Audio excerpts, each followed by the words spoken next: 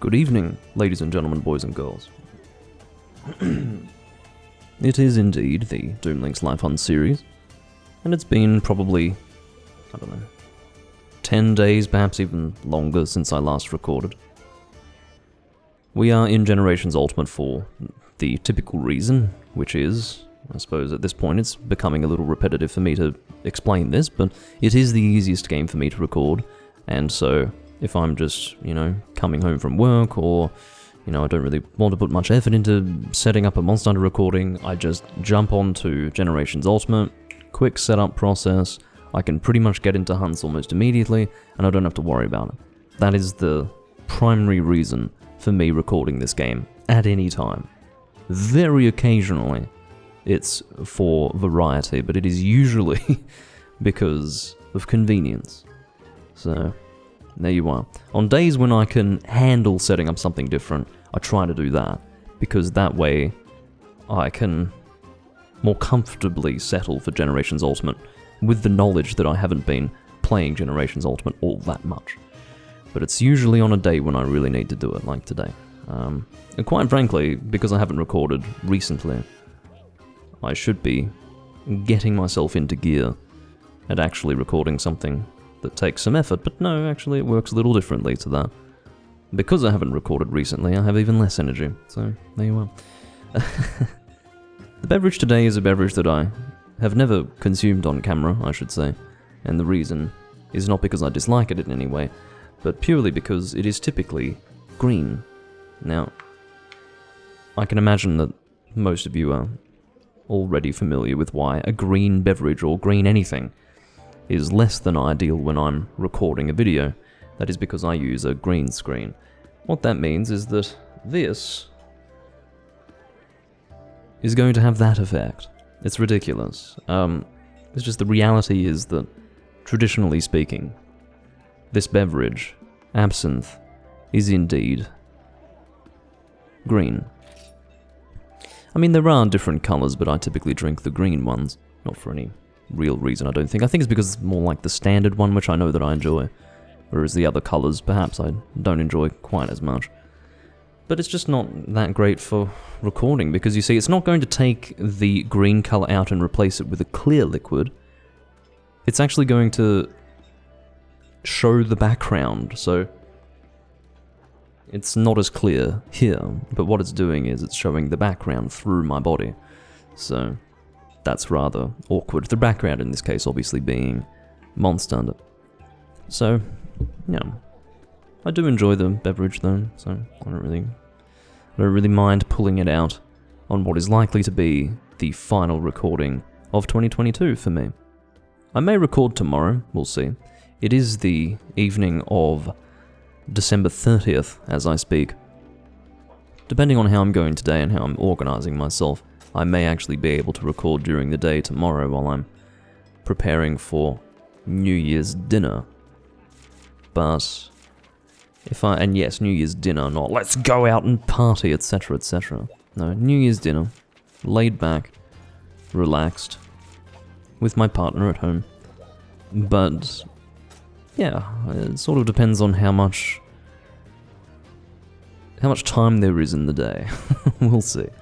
If it feels like I can allocate 2 hours to recording something, I will do so. Otherwise, this will be the last recording of this year. Apparently, Hichiya or Hikiya, I don't really know how to. I'm going to say Hichiya. Maybe it's meant to be Japanese, I don't know. It seems that Hichiya has a bone to pick, which entails hunting a Nakako, so we're going to do that. I actually, strangely enough, am in a longsword mood, so let's use the longsword, shall we? It is a dragon weakness, isn't it? I think so. Am I literally having to check the weakness of the Nakakos? That's quite embarrassing. But I'm quite sure that it is. Wait, what's it called again? Here we go. Yeah, that is definitely a dragon weakness primarily. You see, while you do have 2 different armor sets for Nakakos, it's worth mentioning that in the case of both of them, the primary weakness elementally for the armor sets is dragon, so I don't really have to sit here wondering what the weakness is. Besides, I should have known already, without needing to question it, the dragon was the primary weakness, so I don't really know why I was second-guessing myself. Yeah, good to see you as well, Himari. It has been, well, probably not since early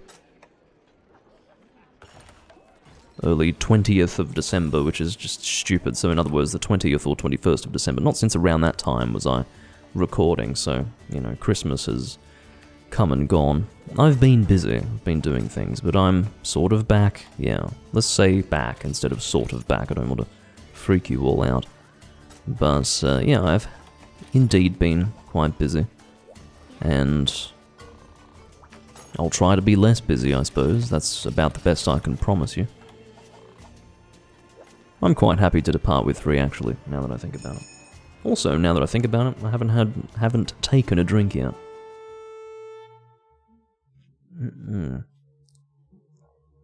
It's quite lovely. I don't drink this often enough.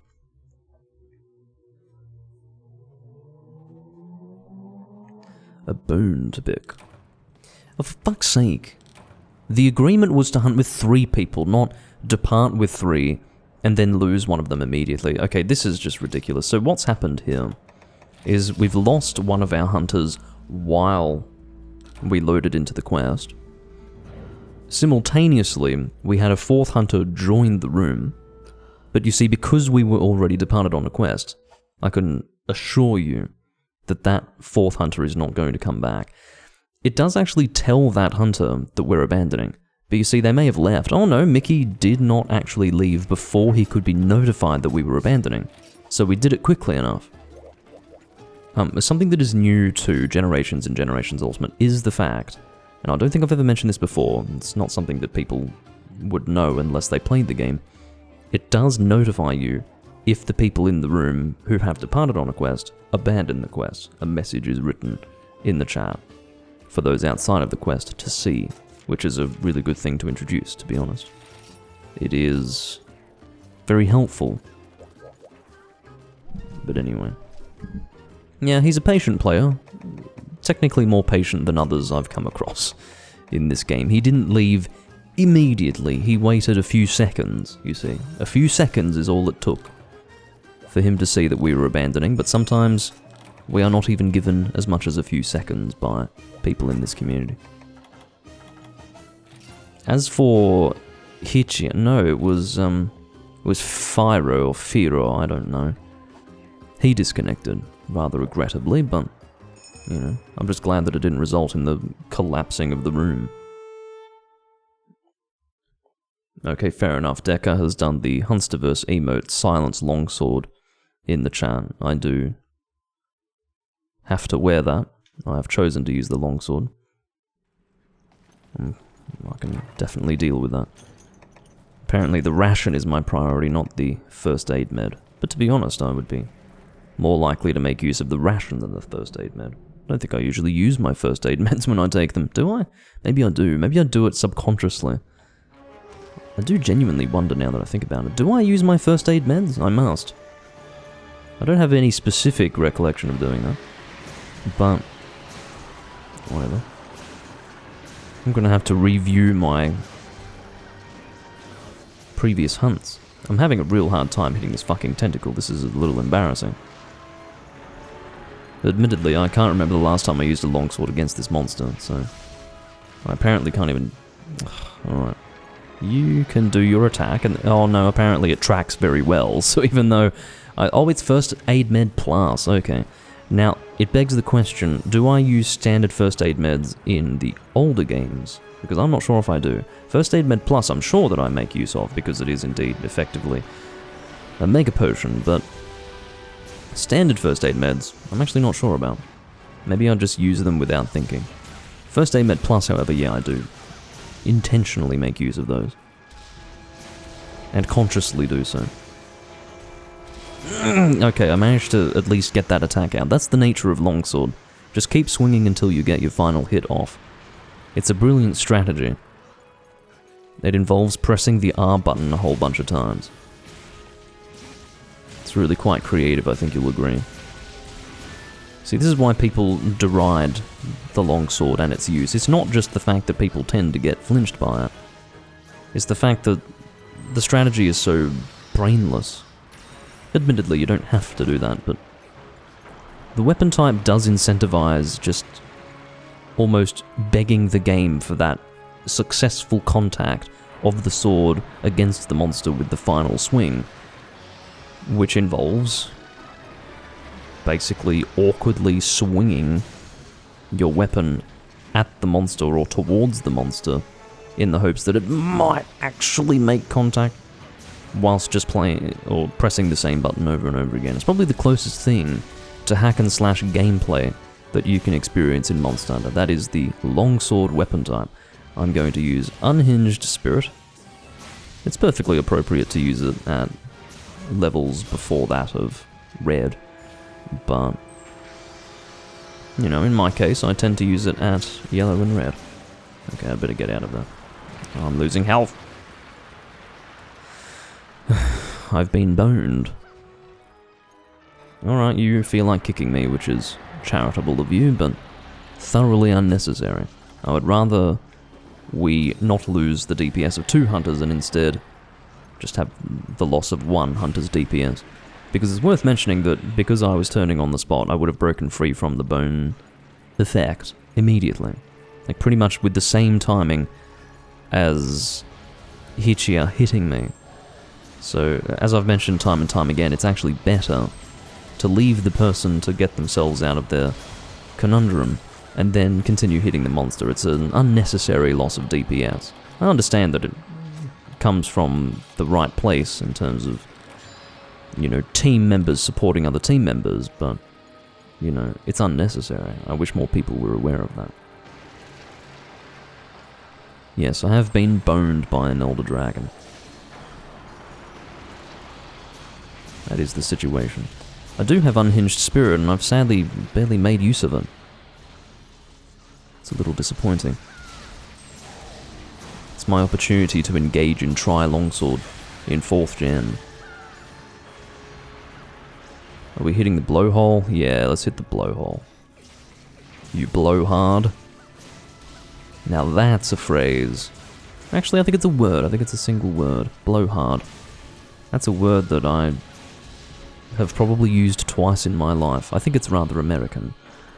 But yeah, it's a funny word. I like it. Blow hard. Oh, what are you up to?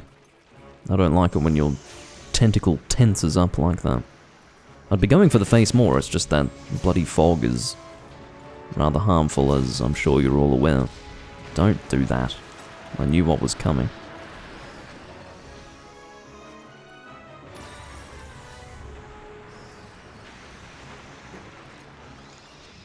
Okay, what you doing? I can now go for the face, and I shall do so. The opportunity has presented itself, so I shall take it. Fine. I will withdraw. I withdrew, but yeah. I'm going to remain stationary so that this blue effect... I don't know what causes me to actually get boned. I think it's if I run while I'm blue, is that right? I think so. It's something like that. If I engage in strenuous activity while I'm blue, it surrounds me with bone. I suppose what we would call bone blight. I'm assuming that's what it would be officially called. It would make sense. We've actually got 2 people running longsword. 2 not so respectable hunters and 1 respectable hunter. Does that hurt us when we get knocked off? It does, but not very much. Not in the same sort of way that, say, a Gen Moran would hurt you. Which is good to see. What's a Gen Moran? Oh, it's some whale from 3rd gen. Everyone knows what Gen Moran is, surely. One would hope so. At least people would know what Durran Moran is. Are you doing a laser or not? Just hurry up. I don't think he is. No, he's not. His skull shell is not in the right position for a laser beam to be imminent. I see, we're getting the... so that's how it works. There was a laser beam, but not the laser beam, not the big one that sweeps across the map. It's instead the one that fires from the main body and the 2 tentacles. I've probably explained this before, but the one thing about Nikakos that I do like, and I don't like many things about him, to be honest, he's not as much of a gimmick fight as, say, I tried to dive out of that. He's not as much of a gimmick fight as Atalkar, for example, and I do find him technically more interesting than Atalkar as a monster. But one thing I really do like about him... Well, no, I mentioned a positive thing, now I need to mention the negative thing. The negative thing is that I don't really enjoy the fight. The positive thing, however, that I will say in regards to Nikakos is that you start off in low rank fighting a repel quest that only shows the tentacles. You don't see anything of the face of this monster. And so it gives you a completely different idea of what the monster is, but then when you see the real face of the monster, it's quite interesting. It gives you greater context as to what the monster is and what's going on in the fight. See, I don't know if running while blue will bone you, but definitely rolling will. I just witnessed that. By the way, I think the face of the tentacle, or the tip of the, I suppose the face of the dragon tentacle, that's probably the best way to describe it, is the weak point of the tentacle, or perhaps it would be appropriate to say the most damaging part of the tentacle. So, yeah, I should aim for that when given the opportunity. It's probably the weakest part of the monster that I can hit as a Blade Master when the face is inaccessible. You really need to give that a rest. Seriously. Yes, good for you. My damage, by the way, is 362 raw attack with 30 dragon element, with fairly consistent purple sharpness, which is pretty respectable. I'm quite happy with that. I generally don't give updates, or even specifically tell you the damage that I'm dealing when I'm hunting, but I've decided that it might be helpful to know. There's no specific reason why I withhold that information. Well, it's not that I withhold it, it's that I don't make mention of it. But, yeah, I suppose I just don't think to do it. It may be interesting to someone. People who would be interested to know the effectiveness of my loadout. I think that... No, that didn't make contact. No! Your head's big. Has anyone told you that? It's nothing personal, it's just a general observation. We are getting close to a laser beam, by the way, I should mention. I should try to critical juncture when appropriate. Oh, see, I should have done it there. Why didn't I do it there? I feel foolish. I knew the attack was coming, but somehow I wasn't quite sure. No, stop it. You stop doing what you're doing. No! We are one death away from failure, which, by the way, is going to mean that we've wasted our time. We're almost at the end of this fight. This monster's probably at 20% health. Or less, to be honest. I know there's a laser beam coming. So yeah, I would say 20% health. No, 20%. 10%. Just do the laser beam. Fucking stop being annoying. I'm just going to see where it's turning. It's turning that way, so I'll hit your face here. Your tentacle's face. Not your face, but the other face. You know what I mean. You do. Maybe he doesn't. He would know. He can probably feel it. Is there a second laser beam? I think so. I do believe there is.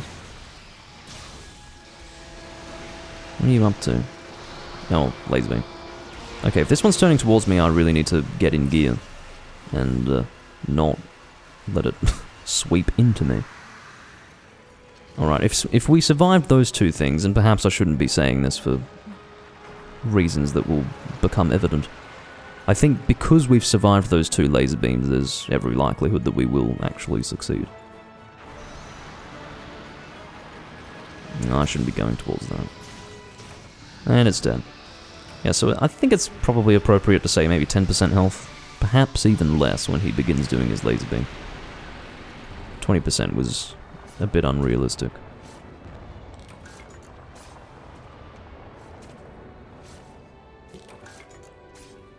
I have to say though, generally well done.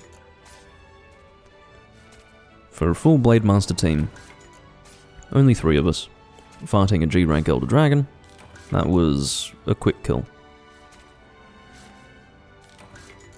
It's worth mentioning that if people are gunning, specifically pierce gunning, it just becomes a whole lot faster. So it's relevant for me to mention that it's a full Blade Master team. But no doubt an effective one. Although I can't so much speak for Mickey's damage, he's using a fucking Atal weapon. Oh, he's using the basic bitch set, so it's probably fine. Wait, is that the basic bitch set? No, it's not. I'm seeing pieces of the black armor set, but I don't think that's the basic bitch black armor set. Maybe it is. Yeah, maybe it is. We'll find out.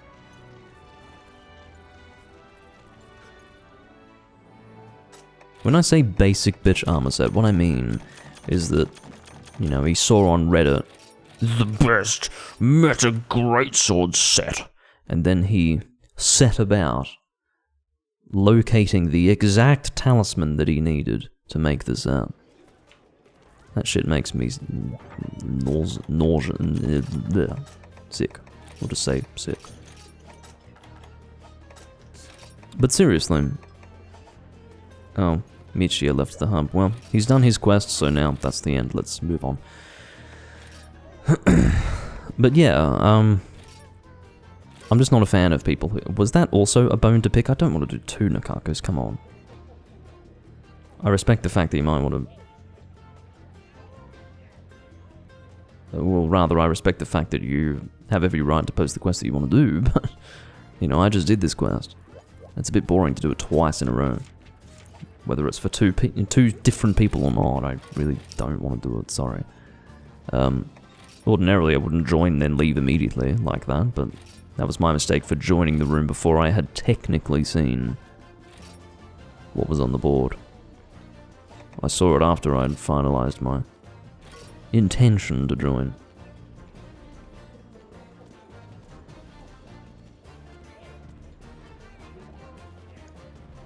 I don't know if that's me conducting the music or just... Well... Let's not be politically incorrect, but the point is that that was rather uncoordinated and foolish looking. Alright, let's do Barioth then. I don't know why I didn't join it in the first instance. This is a perfectly attractive room to join. I enjoy fighting Barioth, more or less. Far more than I do Nakakos, actually. Apparently it's somehow funny to say... Or rather to name the quest, setting the Barioth high. Maybe it's supposed to be Barioth. Is it supposed to be Barioth? Because, you know, you don't say setting the bar, or the bar high. You say setting the bar high. So is it Barioth?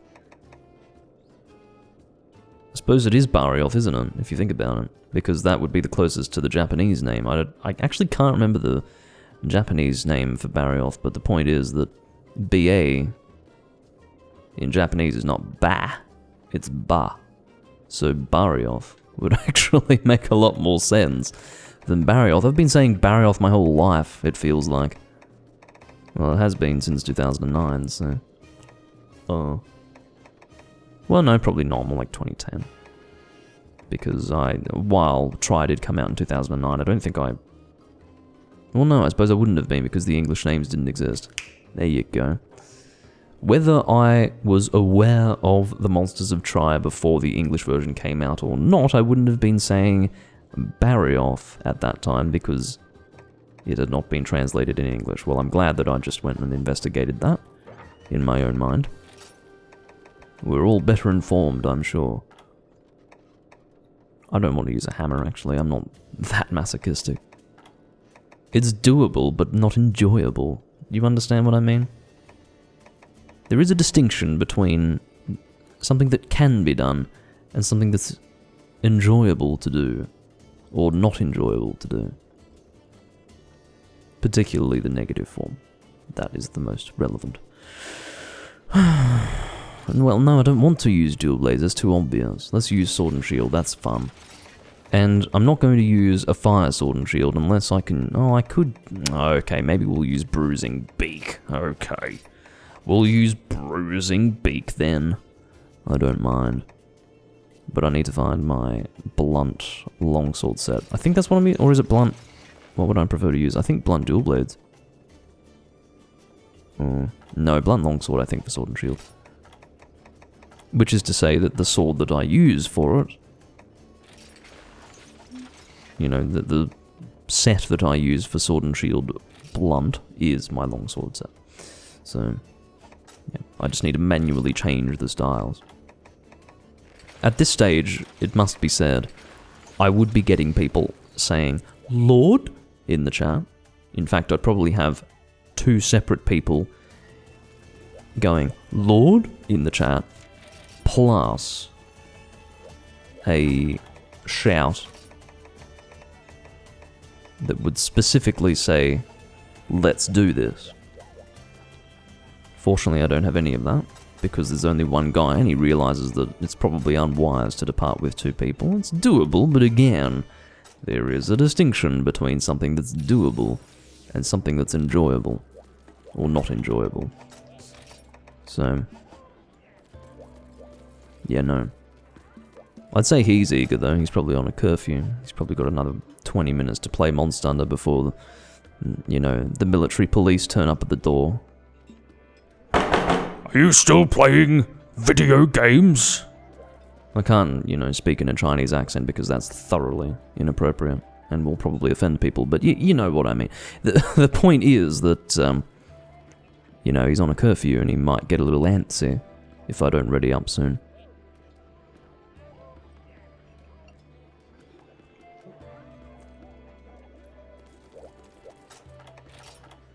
So, even as it stands, this damage is pretty good. But do keep in mind that I'm not going to get the damage boost from Bludgeoner until I actually join the hunt, because that is an effect that is specific to in-game, or the status of the hunter in-game rather than outside of the game, or rather in the hunt rather than outside of the hunt. And also, 372 raw damage with green sharpness is not that great. It's okay, but it's not great. It's probably closer to average than anything else. But the boost that I'll get from Bludgeoner will make it good. And then the 22 elemental damage is nice, I suppose.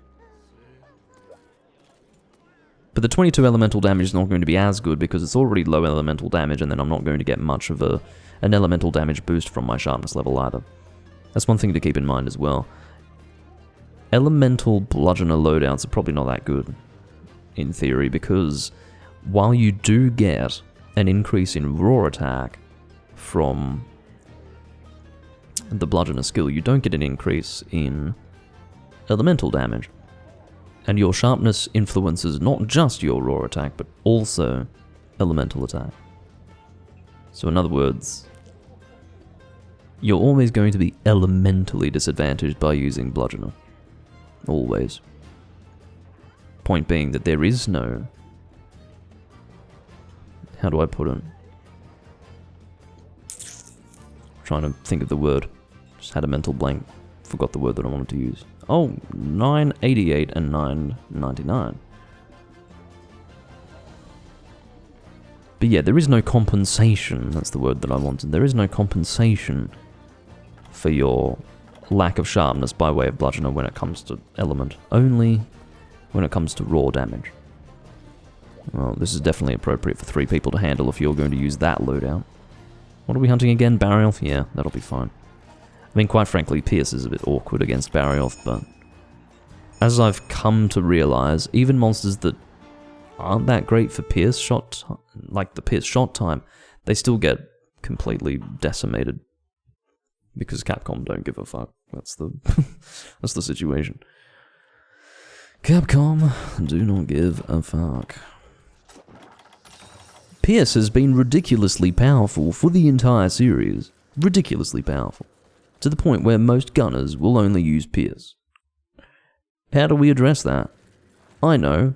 By making Pierce even fucking stronger. Yeah. Capcom. My heroes. I want to line them all up and smack each and every one of those men. Each and every one of them. I love Monster Hunter, but fuck me, they make me angry, those people who make it. Anyway. You're so serious, Doomlink. Yes. Yes, I am. I'm a joyless individual. Apparently. According to that narrative, anyway.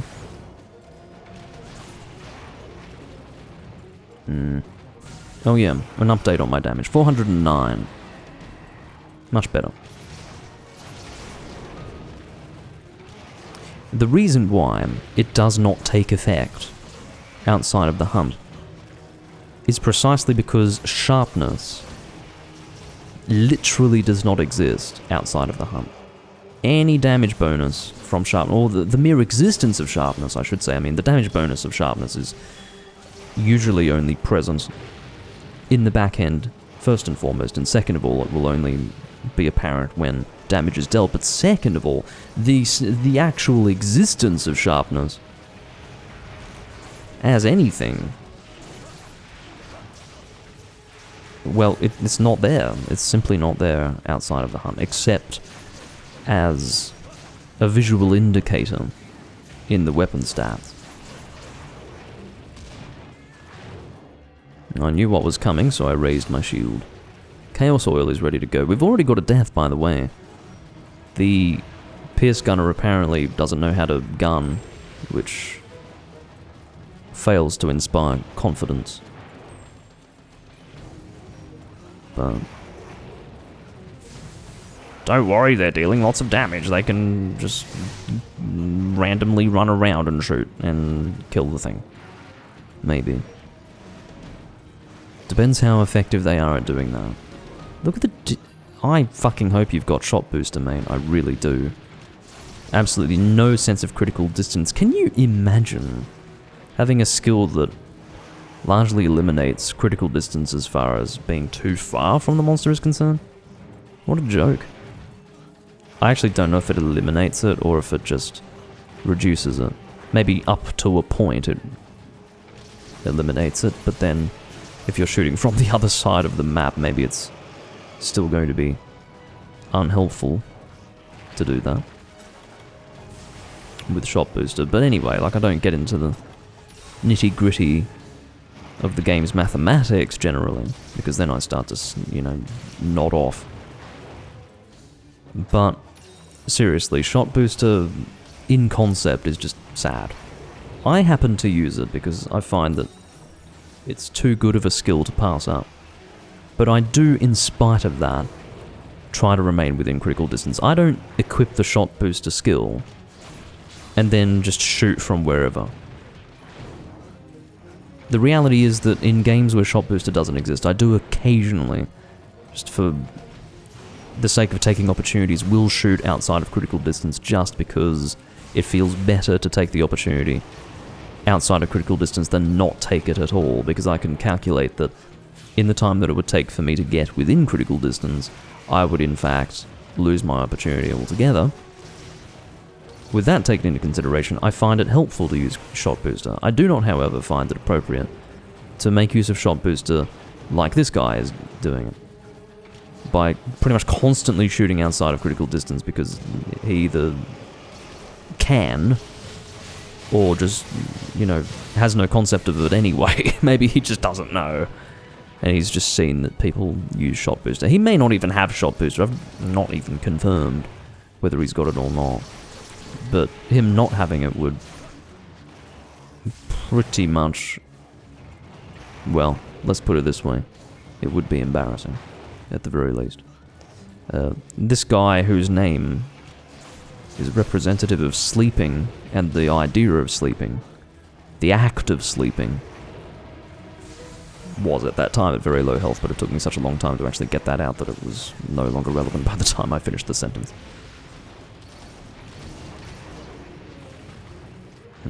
Okay. This is a fun sword and shield, though. I like the design. It's quite unique. I also like sharp-looking axe heads on my weapons. It's a very satisfying appearance for a weapon to take. I don't think we have any broken wings. Wow, that's actually bad news. Let's try to be a little more committal when it comes to hitting a specific wing. I'm not going to speak for the other hunters, I don't care. I'm just going to do my own thing. Not to the detriment of the team, but rather just because I'm not... there's no way for me to tell them to aim for a specific wing. I can only lead by example, and they're not going to notice anyway, so what I'll do is aim for Barrioth's right wing. Oh, for fuck, what's going on with his team? Perhaps the guy sleeping would do a little better if he weren't sleeping. The point that I was making, or the point that I actually intended to make before I said that, was that maybe he had a more legitimate death than the guy with the gun. You never know. I might top up my health. I have to play it safe now that we're probably one death away from failing. I don't really... Okay, what I'll do is not aim for a specific wing, I'll aim for the one that's closest to me, otherwise I'm going to be sacrificing DPS stupidly. I shouldn't be so desperate to hit the wings that I'm doing that. You know, sacrificing DPS in that sort of way. Is he over here, or is... I think I know where he's gone. He hasn't gone this way. Oh no, he has gone this way. Okay. That's alright. I'm glad I gave this direction a try. Okay, that's one wing broken. Interestingly, that was the one that I hit before, but it wasn't broken when he left. Was him flying through the air enough to harm his wing? I'm sorry, mate. I suppose maybe he was damaged by wind pressure. There you go. Monster damaged by wind pressure. Big story. Big scoop. Alright. Let's aim for that fucking wing. Some may say, no, Doomlink, aim for the head when the monster is trapped. No. I want this monster to be moving a whole lot less. And I'm going to prioritize that at this stage. I wasn't able to get my shield out in time, though. Yeah, I'll be prioritizing that a whole lot more. You know, hitting the wings so that we can actually have a less mobile monster. I think that that's important when we're one death away from failure. For fuck's sake, guys. It's a fucking Barrioth. You would actually think we were fighting an Elder Dragon. This is ridiculous.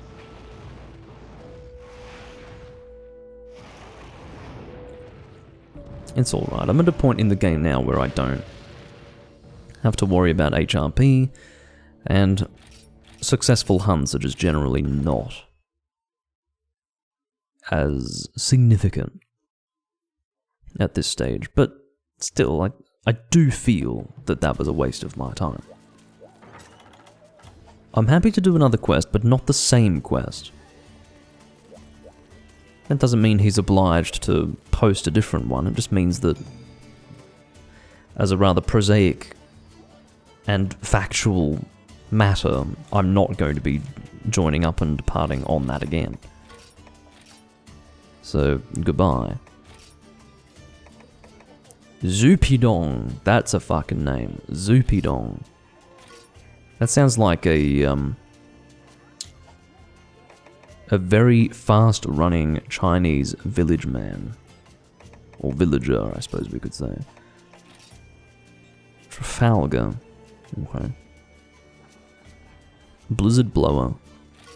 Isn't that the event quest of Ukanlos? I think it is. We're going to find out, but I have a distinct feeling that it is that.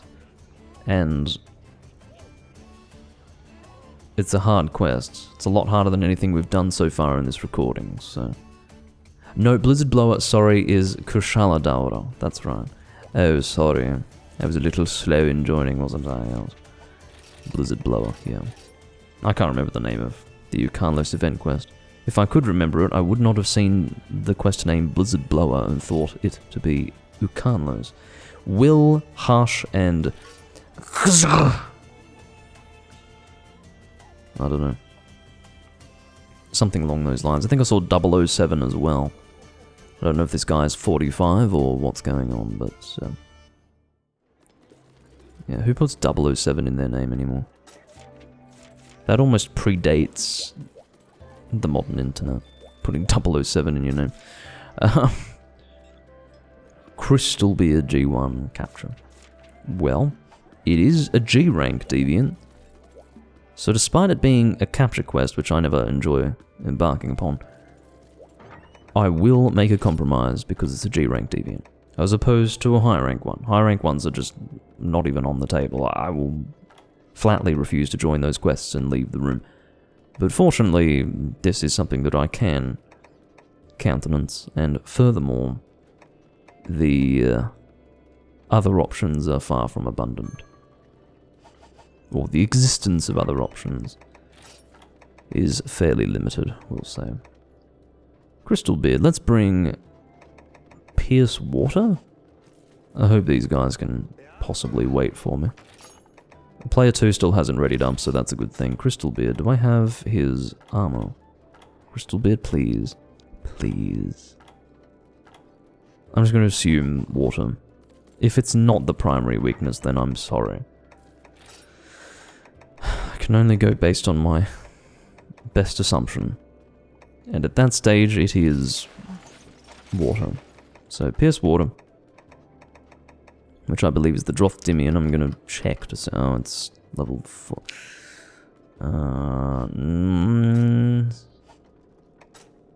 Okay, let's do load up for Drothdymian, that's fine.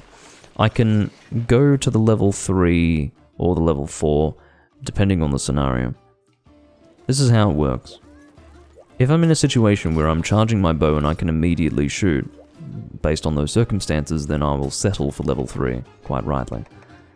But if I have to reposition while charging, I will, you know, have the luxury of more damage by way of the level 4 charge. But it's going to be the same shot level.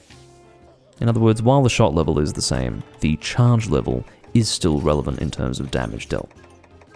Which means that, you know, charging up to level 4 will be helpful, but generally speaking, I'm going to focus on level 3 charging. Look at just the erratic and jittery movements of this character.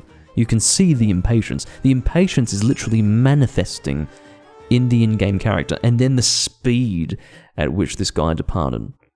He's probably got 2 minutes before the military police knock on his door, asking to see his identification and his social credit score. This is not a good place to fight an Uragan at all. I forgot my coatings. That's typical Doomlink using a bow. Forgetting his fucking coatings because he's busy talking about Chinese people and their social credit. Literally exactly what I would typically be doing.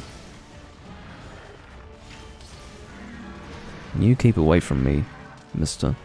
Speaking of keeping away from me, I don't want these ear prey to interrupt me.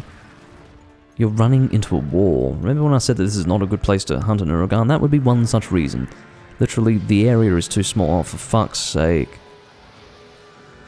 This is literally the worst place to fight an Uragan. The fact that this is even possible is beyond me. I don't even know what... Stop. Just fucking stop. Yeah, I'd rather get hit by you there than get hit by the big chin slam. That's less damaging. Anyway, this just doesn't feel like a combat zone. It would be perfectly appropriate for something like a Eardrome or a Volvidon even, but a fucking Uragan, are you kidding me? This is just stupid. Next we will have Teostra spawning in here. Why not have Teostra spawn in this frickin' area? It would be just as ludicrous. In fact, this monster probably gets around faster than Teostra does, and takes up more space. What's another ridiculous example? Argonautor? Let's fight Argonautor in here. What's stopping him? Hey? Fucking hell.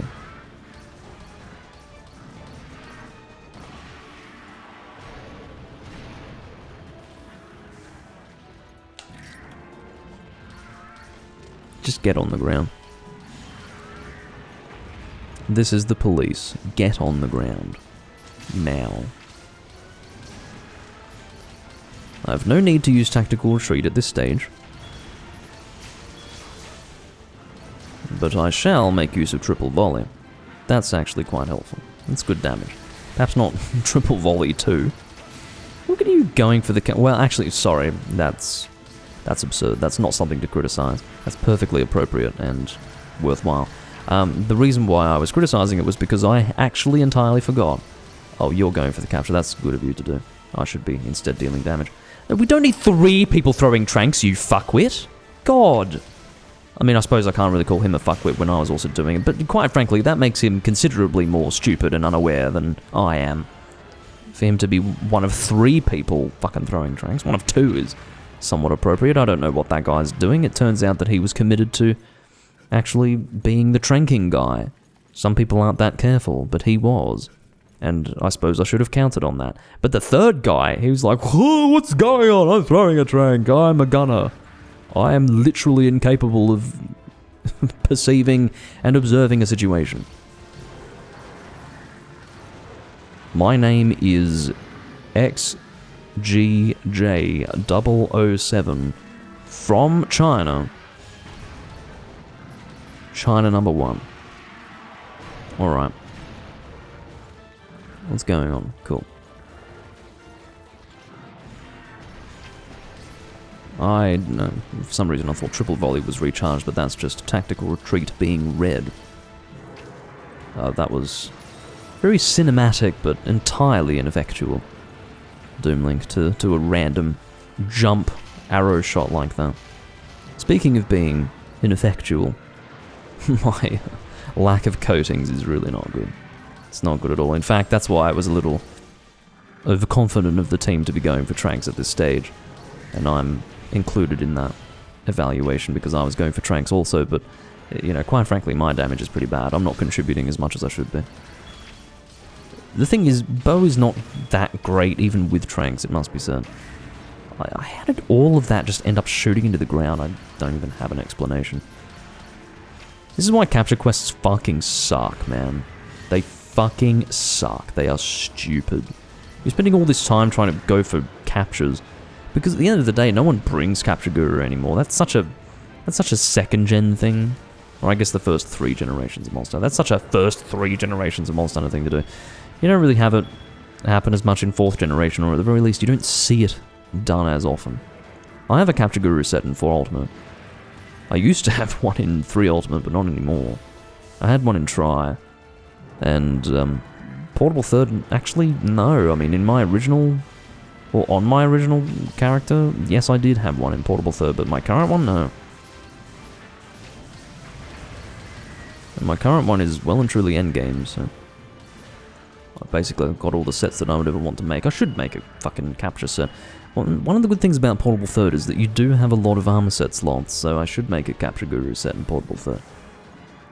Why not? If someone wants to capture, then, you know, I'll be all ready to go for doing that.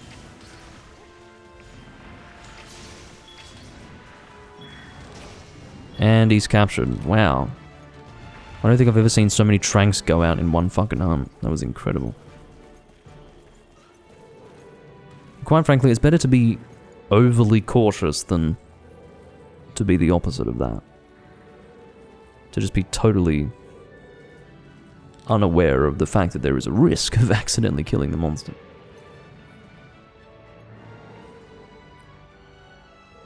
Whoa, green beverage. Look at that background. Quest complete. Ugh.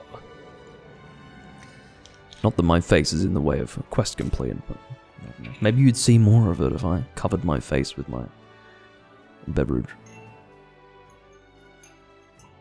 Why did I angle pour that? What's wrong with me? Angle pouring a spirit. Okay, thanks, Doomlink. Got any other techniques? Unbelievable. Anyway.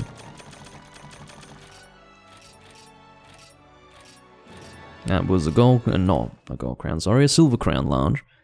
Technically larger than my last one, but still not gold crown size. You know, I was quite surprised, and I don't say this to be demeaning in any way, but there are a lot of people who just don't understand the crown system. They actually think that... I think it comes down to the fact that they don't observe all the different sizes that exist. You know, every time they do a hunt, it's just a different size monster. A crown is not a specific size, it is a threshold. It's a bracket.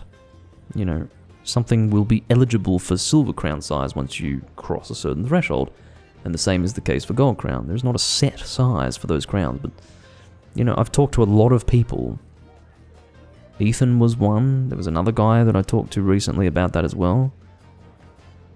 I'm not going to name names because I don't want to get it wrong. But yeah, like I've talked to at least 3 people in the last 4 or 5 years who just completely misunderstood the Crown system and didn't know about it. I'd say it as a point of conversation. It's interesting to me. Because, yeah, it wasn't anything that eluded me at any point.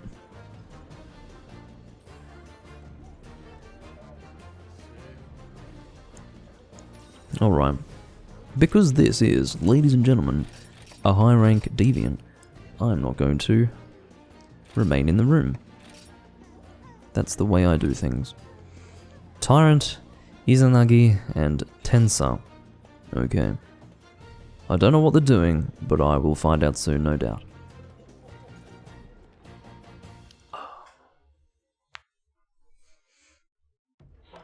What we got? Nothing as of yet. Tyrant of Chaos. Well, that's an appropriate name for someone named Tyrant. A part of me actually doesn't like my title at all. Old Gen Veteran.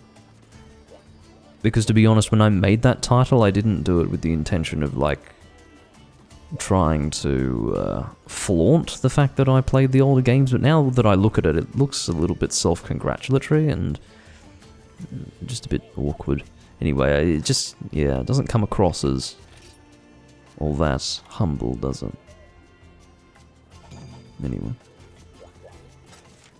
A bit more humility might be nice. I think it's the word veteran that does it. Maybe I won't say veteran. Yeah, let's change it up. Veteran is just...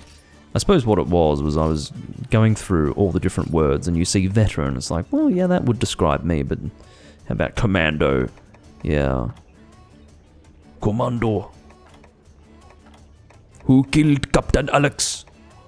No, I didn't quite get the Alex part right. Sorry, I'm not Ugandan. I'll do better next time. Old Gen, here we go. I know what to do. Maybe Archer, because in the 3rd Gen games, I'm Archer of Loch Lac, so... Old Gen Stray. Old Gen Volcano. Yeah. Old Gen... No, I don't want Old Gen Archer. That doesn't sound very interesting, does it? Old Gen Nighttime Hills? That's just... That's long-winded and quite frankly boring. Wunderkind? Could we have like an English version of that? Did the German translation cross over into the English one? Did the guys working on the German version of the game accidentally, you know, mix their homework up? I don't know. I'm not sure what I'm going for. Old Gen War, Old Gen Bearer, Old Gen Pioneer, yeah. Old Gen Captain. Old Gen Dude. God, wouldn't dream of it. Old Gen Vega, Old Gen Vagrant. Yeah, Old Gen Vagrant. Old Gen... Here we go. Old Gen Heartthrob. That's what I like. I went for it because that was actually mildly funny. And the situation is that these guys are waiting for me and they're being terribly patient. This is one of the most patient teams I've seen in a little while. I'm going to come up with something quick and that will be Greatsword. I do not at this stage recall Silverwind's weakness. I'm going to hope it's Thunder. It had better fucking be Thunder. Otherwise I might be upset. You know what? I know a way around this. Blunt Greatsword, that's a good way around it. I don't feel like using the Toyohisa sword. I'm not in the mood. So I'm going to settle for this. And hopefully these guys will forgive me now that I've joined up on the quest. Okay, you can be assured of the fact that I'm at keyboard, figuratively speaking, and am indeed getting ready. So don't depart without me or get upset or anything like that. So yeah, Old Gen Heartthrob is not a permanent title, but it will suffice for now, because who the fuck checks titles anyway? It's mildly funny, and will cease being funny soon. But that's going to be fine for now.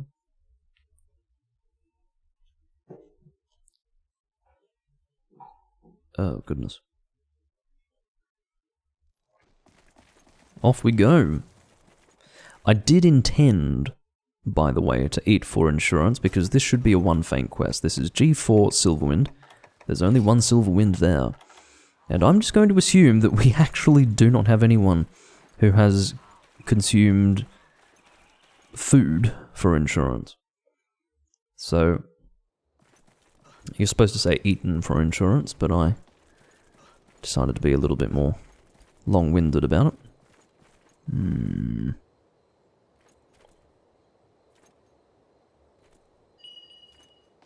Let's head over this way. I think the word that I was looking for in my mind was sesquipedalian, but then it didn't come to mind immediately. It's not one of those words that you just jump at. Yeah, sesquipedalian, yes, of course. I use it every day in my everyday speech. But anyway.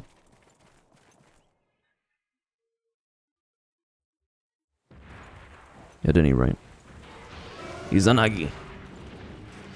I see his name there in the distance. I notice it because it's Japanese and I'm a Nihongophile. I don't know. That would make me obsessed with the language rather than the people, which maybe is somewhat accurate. I think there are positives and negatives to the Japanese culture, quite frankly. I tend to appreciate the Japanese culture in a lot of ways, but I won't get into details about that. It's the sort of subject that warrants proper, expansion on. You don't just make small remarks and then follow it up with no explanation. You kind of have to develop an argument properly.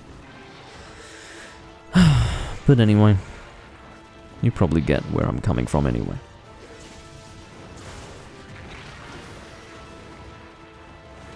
I've definitely wanted to live in Japan, and still sort of do. It's just that life has moved on,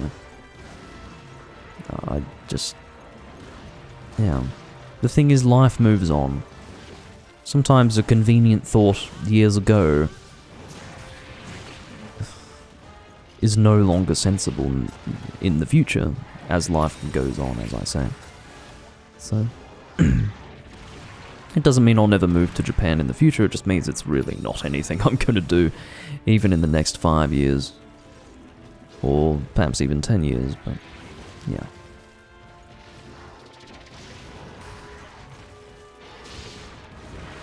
And by the way, I wouldn't be living in the city. I would commute to the city for work perhaps, but I wouldn't be living in the city. That's stupid.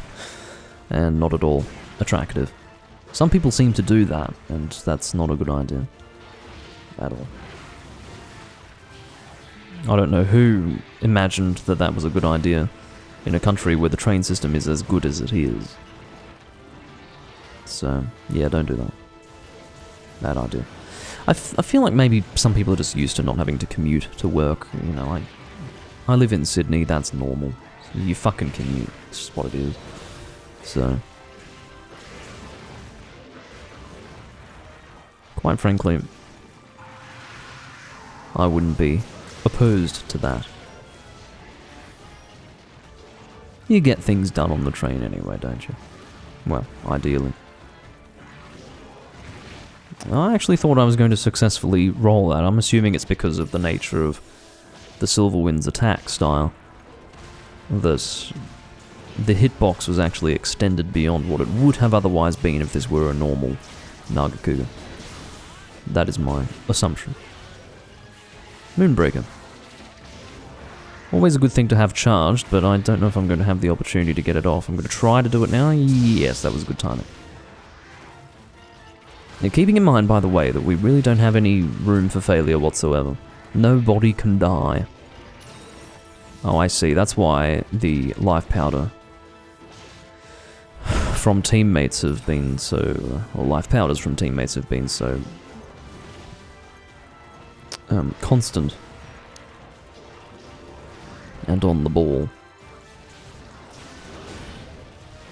What's with the constant flash bombing? That is not helpful with Nagakuga at all. I know you think in your small mind that somehow flash bombing a Nagakuga is helpful, but it's simply not.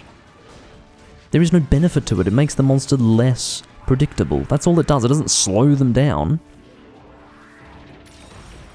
Not even one iota does it slow the monster down.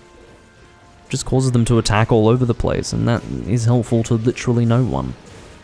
If you knew what the fuck you were doing, you'd be in a much better position without the monster being flashed, where you can actually predict its movements and take your opportunities as they come. Your DPS will literally be higher. So, you know, what are you doing? Like, it's literally people who flash bomb assume automatically that it's more effective to have the monster flashed, and then they simply don't observe the monster and how it moves. They actually don't even draw a connection between their experience with having flashed the monster and the notion that they have in their head of what the flash bomb does. There's no connection at all. They don't seek to corroborate those two things. It's pathetic. Or rather, they don't seek to corroborate the notion in their head with the reality in front of them. It's actually raining at the moment outside, which I am happy about. It's doing a little bit of the job of washing the balcony, which I was going to do tomorrow anyway, for me. Always happy to have that. It's New Year's Eve tomorrow, for most people in the world. It's almost the 31st here in Australia as I speak. And yeah, it's actually going to be raining a little bit between now and the morning to midday of New Year's Eve. But by the evening it should clear up, and there should be no real risk of rain. I do remember, I can't remember what year it was, I think it was New Year's Eve 2018 maybe? Maybe it was New Year's Eve 2017. Maybe New Year's Eve 2017. It was raining a lot, and it was quite funny. All those people camped in Sydney waiting for the fireworks, and the fucking rain is just pouring. I was working a function on the waterfront of Sydney Harbour, and I looked outside and I was just like, sorry. Sorry, guys. Part of the reason why is because those people are fucking animals. You know, I've had to deal with them. As a person working in the venue, I mean, they're literally fucking animals. They're like cockroaches. But anyway. Well, it's actually raining quite a lot.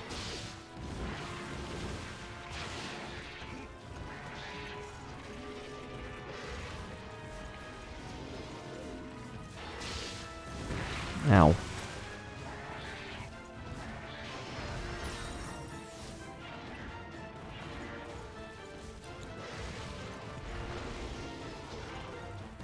This has been a bit of a long hunt. If someone had eaten for insurance, this would be a little less pressurizing.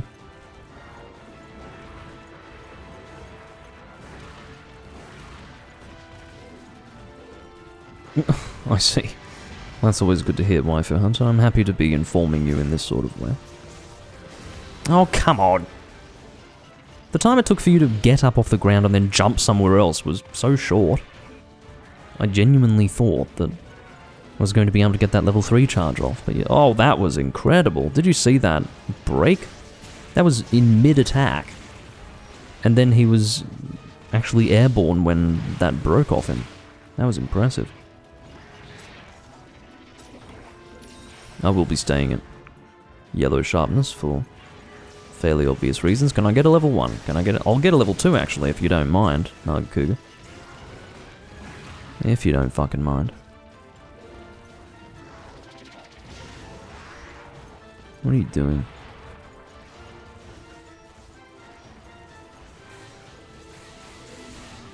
Okay. Well, that's an opportunity if ever I've seen one, so I'll take it. I believe that made contact. If it didn't, I'll be upset, but hopefully I'll never know one way or the other. What you do not know will not hurt you. And that is true.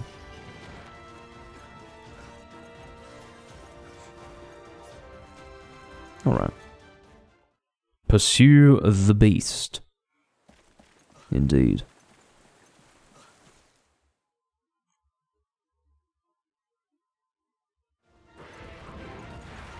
Hello. Don't you dare. Moonbreaker is definitely coming up soon. If you're gonna roar, do it now, never mind. You're going to do that instead. That's good damage. Can't complain about that. Here we go, level 2 charge. It needs to be said that getting a critical attack under these circumstances, like a critical hit, on a level 2 or 3 charge with this sort of damage, which is, by the way, sitting at 454, is very good. Forget sharpness and the lack of a multiplier for the sharpness. I mean, that's fucking heavy stuff. A critical attack with that sort of raw damage. Monstrous. I'm assuming there is going to be a unanimous sentiment to go for the capture, because I'm feeling the pressure. I'm sure everyone else is feeling the pressure. I'm going to go for it, and I'm sure no one will disagree with the attempt, or with the intention behind the attempt in question. I fucking ducked under that. How do you feel? Absolutely outclassed is what this monster is experiencing right here. You've been outclassed, friend. Alright, he's hitting me pretty well. Go for the capture, do it. Get it. Yeah. I'm sure Izanagi's saying, I wanted to kill it. Well, too bad. I'd rather succeed than to go for the capture, if you can forgive me. I don't know for sure that... In fact, I have no real reason to believe that insurance was eaten for. Because... I'm telling you, most people don't. You would think it would be obvious for a single faint hunt to eat for insurance, but people actually, it misses people's mind. It escapes people's mind. They don't realize that it's not a condition that is absolute. Insurance still affects hunts that have a limited faint number. You get a free one. You will always get a free faint with insurance, irrespective of the hunt you've embarked on. That's what it is. And people just don't realize that. Some people don't anyway.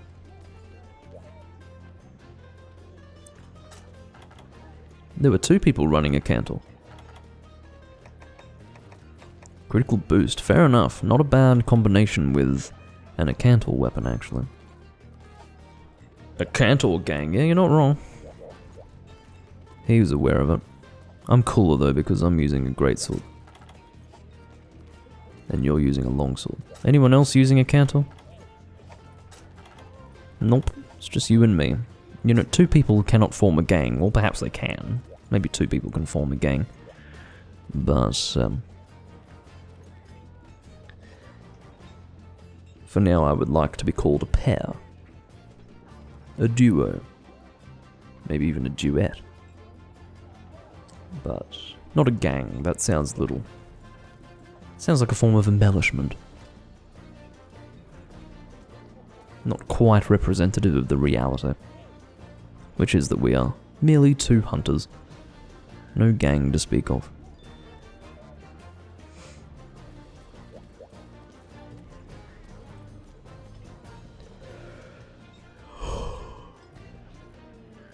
Tenso is posting something. I don't know if it's actually his turn. I don't know who posted last. Yeah, it was Izanagi. Okay. That's fine. So basically the last guy who quit after he posted his quest. Interestingly enough, I completely agree with that strategy. I think the best way to do a turns room... You've got 2 ways to do a turns room. Either you stay in a turns room in a desire to hunt random monsters and actually accumulate a lot of monster materials that may be helpful in the future when you have other objectives, but that you don't necessarily need now, and that is helpful in its own way. Or you can actually wait until your turn comes and then leave. Immediately. And to be honest, it's better to host under those circumstances. I think it's better to host, personally. Because if you host, there's a bit of a long explanation as to why this works, but if you host, and then you've got 3 other people who join on you, I suppose it doesn't really work, does it? Because there's always going to be someone who loses out, particularly the 3rd and 4th hunter that joined you in the first place. And if everyone just makes their own turns room, no one's actually going to join, so... Damn. maybe that's not a good strategy after all. Anyway, Izanagi has left. He's just followed the same logic of the guy who preceded him in posting a quest. Ugh. And, yeah. It is what it is. What's the monster again? Fuck. Sometimes I feel like it's on the tip of my tongue, but this time I've got literally no fucking idea. Okay, Valstrax. Any element except for dragon, I think, is what I would go for. Well, definitely I wouldn't be using dragon, but my point is that I could either use status, raw, or any element except for dragon. So...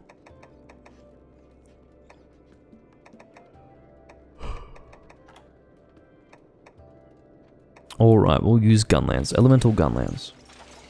I'll check to see which Gunlance seems to deal the most damage, generally speaking.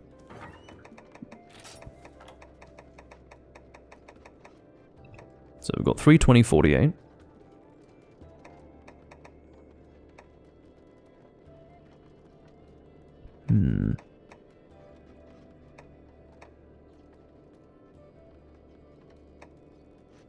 Actually, I think I'm going... let's go with the Endgültige Wahrheit.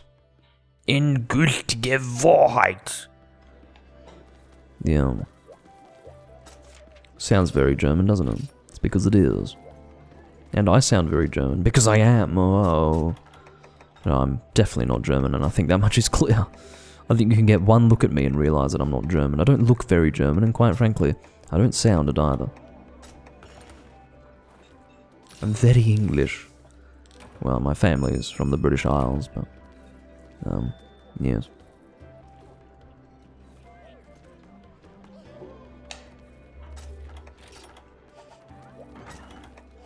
I'm not going to sit around saying I'm English, that's quite untrue. Ethnically English? I don't know.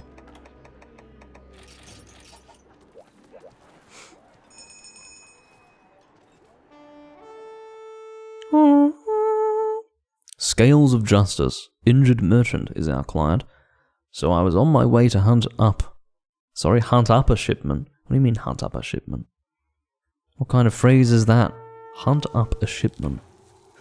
I'm sure that's not entirely novel in terms of the use of the English language to describe that, but still, I mean, I've never heard it. And it sounds a little inarticulate. Probably is, but the point is, I've never heard that. Hunt up a ship? What? Anyway. I don't quite know specifically what he's getting at, to be honest, so I'm going to say that's not a good use of English. And we're going to blame the injured merchant. Not the person who wrote for him, but in fact the merchant himself. Because I'm so immersed in the story of this game that there are no writers, there are only actual people who can't speak properly. You're moving quite fast, by the way, Valstrax. If you could relax, please. Stop that. I actually successfully dealt mounting damage. Surprised as I am to see it. I hope that made contact. You see, there is no burning effect. There hasn't been one since the old games, so...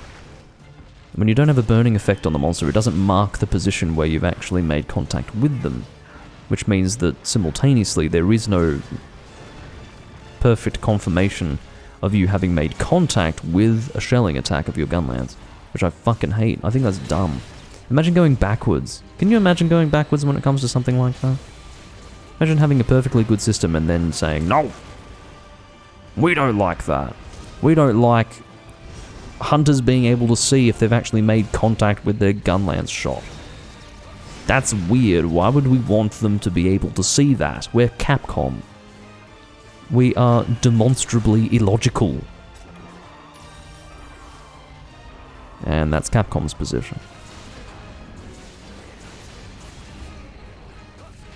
Anyway, don't hit the head when he's enraged because it's not a weak point, well, at least not elementally. It deals no elemental damage. You're welcome to hit it. Oh, don't you fucking hit me now, mate. Yeah, it's fine to hit it for raw damage, but it actually takes no elemental damage whatsoever. So if you're like me and you're a bit of an elemental file, or an element file, I don't know. If I say an element file, it's going to sound like I'm referring to bow coatings, but the point is that...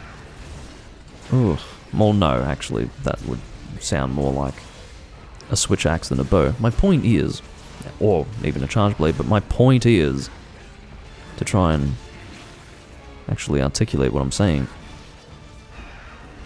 If you tend to use element a lot, you will do well to avoid the head when he's enraged. Enraged. There we go, that's how you enunciate. Sharpening up to white, probably not all that necessary, but to be honest, I'd rather make use of what I've got here. What is this? I should have razor sharp at least. No, I don't have any sharper skills. That's why I made another Gunland set. This is one of those sets that completely... I suppose you could say that it sacrifices good Gunland skills for, you know, other benefits. In this case, elemental damage, among other things. I did actually press R to raise my shield, but I was slightly too late. I need like an on-screen depiction of the buttons being pressed on my controller so that when I say this, you know it's not bullshit. Not that I think you guys would assume that, but you know. I'm sure someone out there is cynical and distrusting of me. Oh, here we go. I had my shield raised. Okay, now that one was visual. You actually saw me raise my shield. But apparently not good enough, Doomlink, for reasons that we're not going to disclose. Deal with it. You chose to play the game, deal with it. Okay, Capcom, thanks. Arseholes. Oh, I can't quite blame Capcom for that scenario. Or maybe I can. Is there a limit to what I can blame Capcom for? It's like the old Obama joke, thanks Obama. Feels weird to think that that's an old joke now, but admittedly, he was 3 presidents of America ago, so... yeah.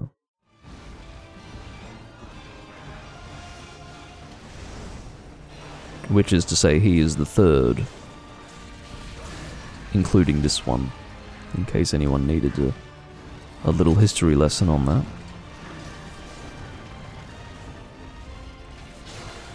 Here we go. No, okay, that should have hit me, quite frankly. I was about to make a joke about General Eisenhower, and then... Oh my god. Did raising my shield even help? That's my golden question. Anyway.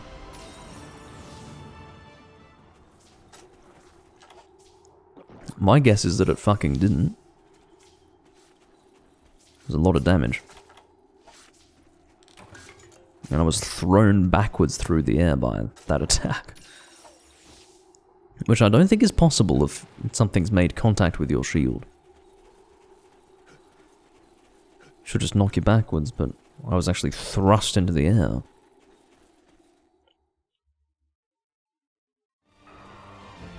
We've got a mount, despite the fact that there's only 2 people engaging the monster at this time. The tyrant has screamed, "Disaster Havoc!"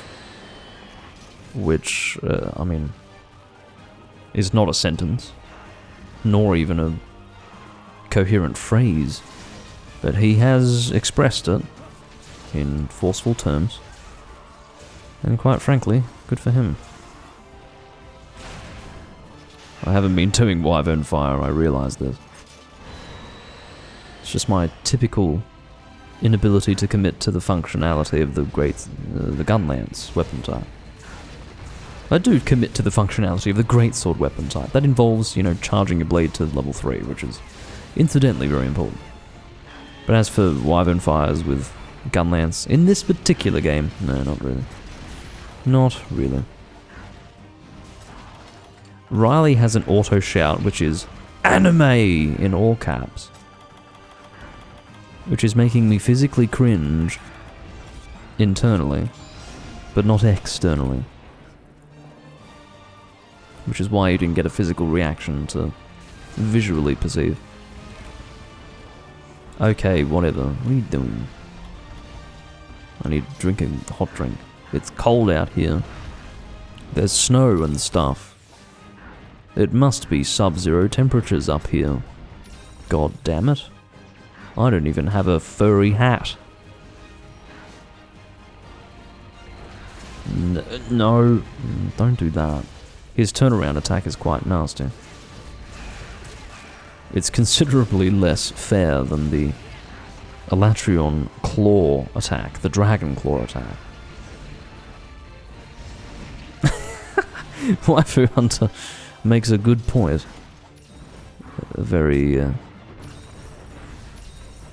acute point. He says, I think that shout is meant to lower team morale, not raise it. Yeah, definitely. Anime! With the power of anime, I dispatch you, beasts, from the depths of hell.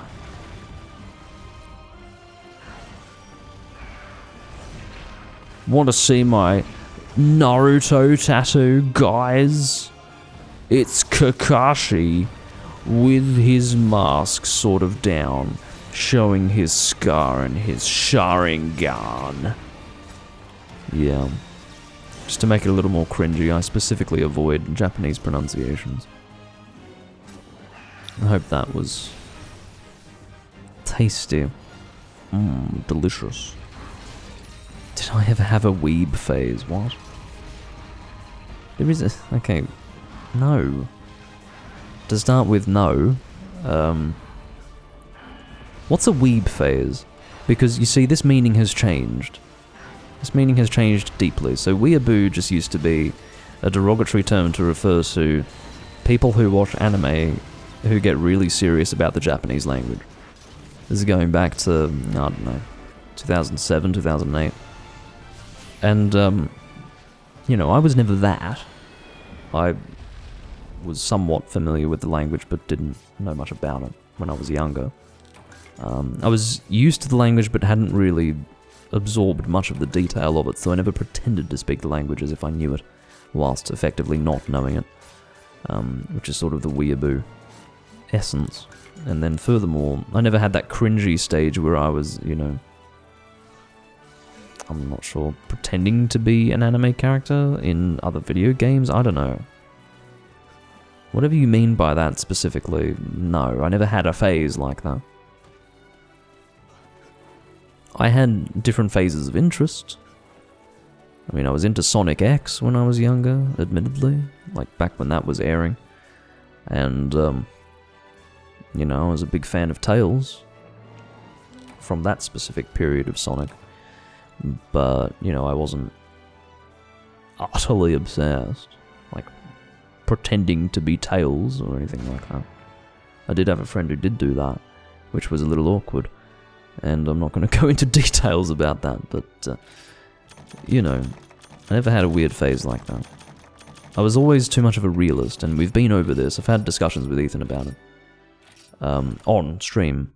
We have a lot of discussions that are not on stream, obviously, because we're good friends, but no, this is an on-stream conversation that we had while playing this game. You know, I was the kid growing up who was too much of a realist to engage with juvenile stupidity. So, no, I never had a weeb phase, as you describe it, and I've never, you know, had anything awkward going on like that.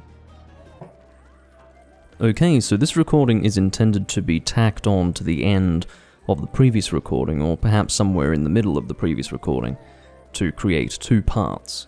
For those watching the VOD, what you're seeing now is being recorded the day after the previous recording. The day yesterday was the 30th of December, and it is now New Year's Eve on the 31st. It is approaching the end of the year, very much so. It's in fact about 4 p.m. on New Year's Eve, so I decided that I had some time to record, so that is what I'm doing. I'm continuing my consumption of the green beverage, which really should not be consumed on camera while I have a green screen active, but whatever. I'm doing it anyway. Quite unaccountably, I've chosen to record now too late for the American audience, while last night I was recording too early for the American audience. So I apologize for that. But, you know, it's just how the cookie crumbles, as they say. No, I hate that phrase. Why did I just use that phrase? It's awful. It comes to mind, but it's so far outside of the phrases that I would typically use that I just sort of actually makes me shudder when I say it. But anyway, that is how things go. And I suppose I'm only hurting myself in the end when I alienate a percentage of my viewership by going live at a crap time, but as far as today was concerned, well, actually in both cases it really was unavoidable. When I record after work, it's a shitty time for the people in the US, and today I, had some things to do in the morning, and this was the appropriate time for me to record in between morning preparation and, indeed, partaking in New Year's festivities. So, take it or leave it. You can like it or lump it, etc. Atulkar farm, you know what we're going to do? We're going to hunt an Atulkar. We're not going to farm one, but I've decided that I'm turning over a new leaf and I will do one Atulkar every recording. No, I'm not. That's definitely not happening. I have no desire for that. But strangely, I'm willing to do one now, so let's do it. This guy has the Guild Bard hat. Don't know if it's still called that. Let's find out. It is. Well, a different term to that of hat, but that's alright. The Guild Bard part was really what I was referring to. Hello, says Keezer. I will respond with a greeting of my own. Nothing too fancy, but appropriate enough. Yeah, well, that's cool. I do have a lot of people who watch me in VOD form, Clown Pierce, and it's always good to have people be able to join me live. And, well, actually, this loadout is appropriate for this monster because he's weak to thunder, so that's fine. We'll do that. But yeah, it's always good to have people joining me live when they typically watch the VODs. It's just a high level of interaction, I suppose you'd say. You can actually directly communicate with the person rather than comment after the fact. And people tend not to comment anyway, they just watch and then bugger off somewhere else. I don't mind comments, I don't mind feedback and all the rest, but for some it's just a little bit too much effort, and I understand that. I don't know whether or not I should wait for 3 people, not including the host. I don't know, I'm trying to recover the fact that I said 3 when I meant 4. We're going to wait for 4 people. And, well, we might. It sort of depends on how patient Keezer wants to be about it. Hello, waifu. I'll just call you Waifu Hunter. It's weird to just refer to you as waifu, because that may indicate that you are my waifu, which is not ultimately the case. Not in any respect is it the case. Alright, let's do it with 3. I don't mind.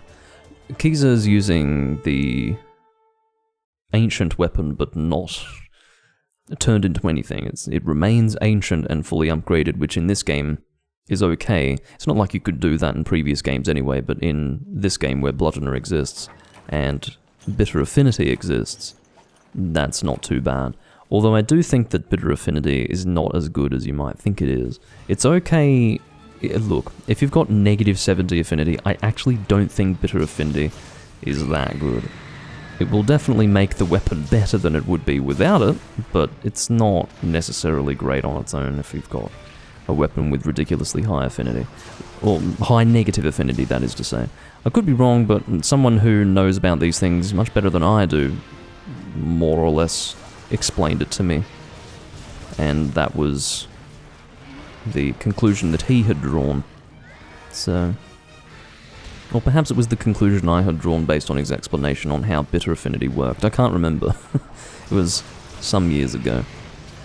Hello, bread users. Good to see you all here. I had no one here last night because I was, recording at a bad time. But, I just have to live with it, I suppose, when that happens. It doesn't bother me. I'm pretty easy to be entertained. I tend to entertain myself, so... yeah, it doesn't really bother me. I did have a number of people watching, it's just none of them were communicating. That's the situation. I suppose some streamers are easier to chat with. I'm maybe not that easy, because I'm always crapping on about stuff. I think you would agree that on-stream interactions with me are less conversational. Occasionally I'll respond to something said in the chat, but I'm not sitting here literally waiting for someone to say something so that I can then say something. It's not a direct conversational interaction like some streamers do it. It's not the way you should do it, but which is to say, having a direct conversational interaction with the chat, but maybe for some people who are not familiar with what I do, don't really have the desire to make comments and things of that nature. They would rather have a conversation or something like that. I don't know. That could also be incorrect. It could be that a lot of people who watch live streams simply want to watch and be entertained and have no desire to interact with the entertainer, which is probably fine. Doesn't especially bother me. It is just now turning New Year's Eve for Clown Pierce, which is good to know. At least it's not too late over there.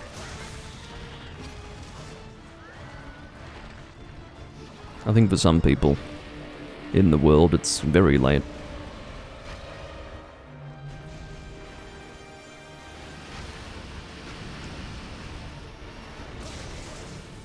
Particularly in Europe, I think. Come on. Okay, we got this sign first, so we'll climb this side. Not great for this Feanor guy, but too bad. Oh, here we go. Oh, I can just walk past it. No, I wouldn't want to walk past it in actual fact. This is the only one I can hit right now. Have I always just been able to walk past the debris? Because to be honest, it's a bit of a waste of time to be attacking the debris if you can just walk around it. My sharpness really needs to be addressed right now. It's not good. I'm going to do Ripper Shield, which seems to not have actually been necessary at all. I seem to have charge already. God. Lance Sharpen. Let's do that now. I, unlike at least one person in this team, do not have Bludgeoner. Do I want to do an AED? Probably not. It's not really worth... Oh, I should do Energy Blade, in actual fact. Can I get Energy Blade out before my red shield disappears? I don't actually know if it would make a difference to the damage. Does red shield increase the damage of Energy Blade? Probably not. I think the only thing that will affect Energy Blade's damage is your number of files. Could be wrong. That's obviously notwithstanding the raw attack value of your character, the status, your attack status, but, as far as anything else, pretty sure red shield wouldn't make a difference. It might, I just don't know. That's a question for someone else. Certainly not for me. I just got sat on, so I need to heal myself after that.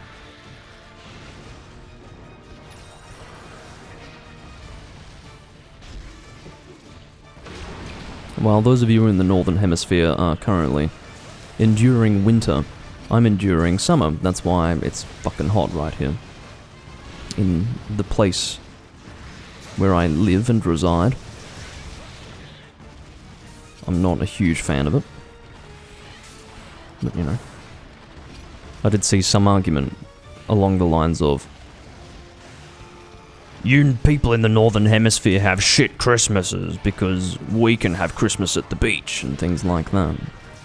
Whereas I look at arguments of that sort and say in response, well, I don't have Christmas at the beach and I don't want to have Christmas at the beach, and I live in the Southern Hemisphere, so yeah, no.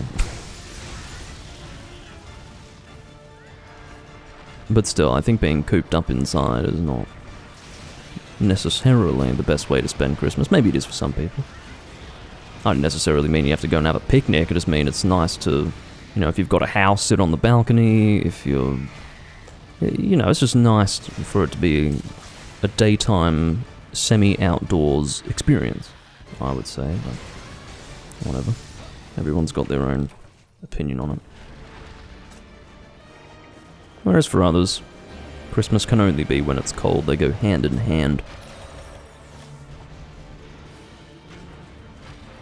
As for New Year's, I suppose it's the same thing.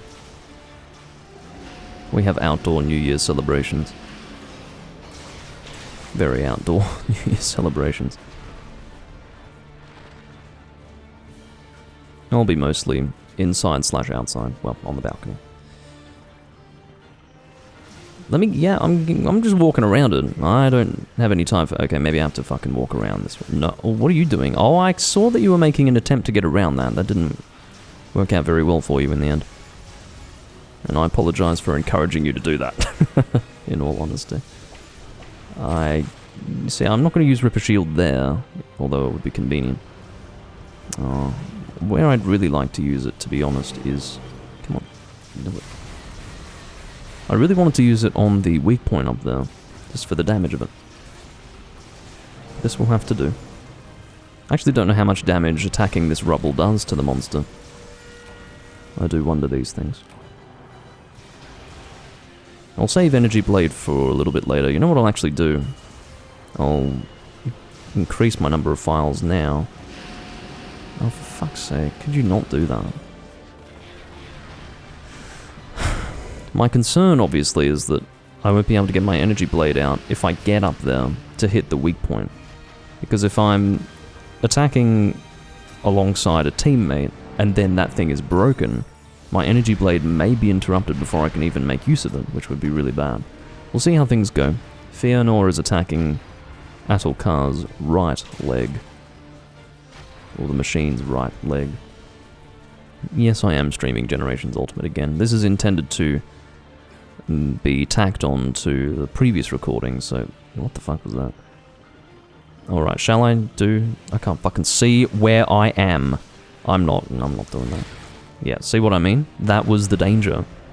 I might whip out Energy Blade, start swinging it, and then it'll get cancelled by precisely that event.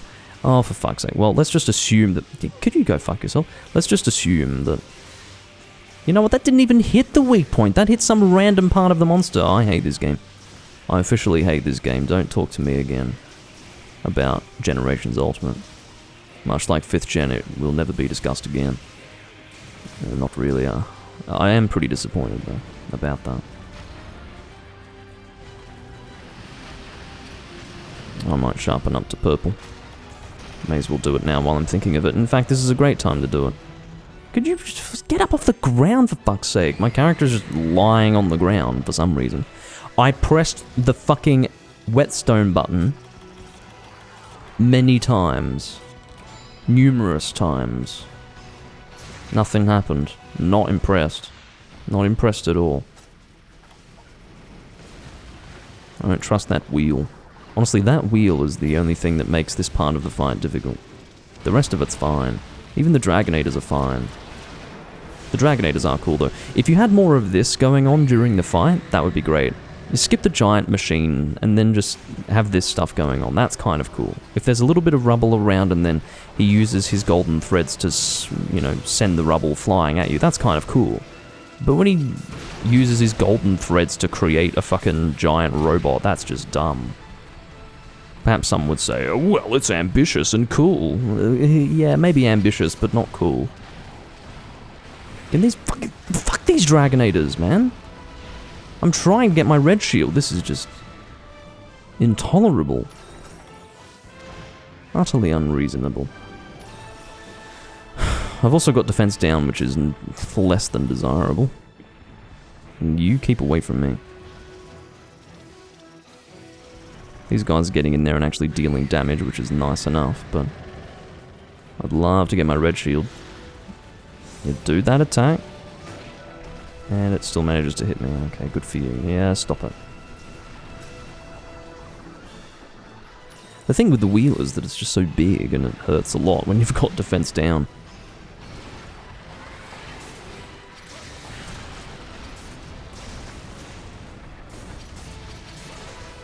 Managed to hit him slightly there. The abdomen has not been broken, so anyone looking for iridescent carapace is going to have a bad time. Really bad time. It may be possible for it to drop without breaking the abdomen, but it's real fucking hard. Stop running me over. Again, you and that bloody wheel. Insufferable monster. But still, I again make the point that I'd rather this than the giant robot garbage. Can we have an update to this monster that doesn't include the giant robot stage of the fight, because that's just really stupid. I was laughing about it when I first saw it. Now I actually just find it distasteful.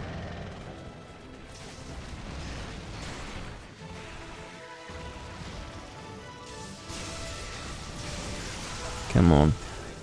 It's time to die. Or it's getting close to that time anyway.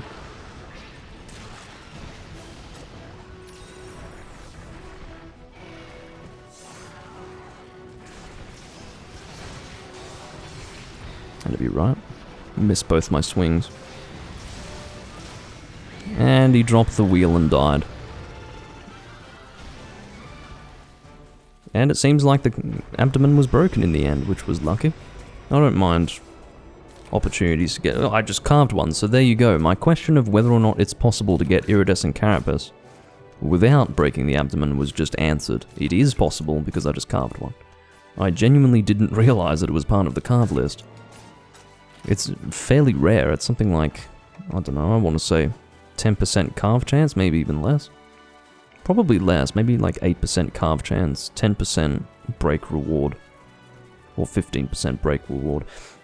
If it ends up being much higher than that, fine, but based on my experience of trying to get them, God, it was annoying.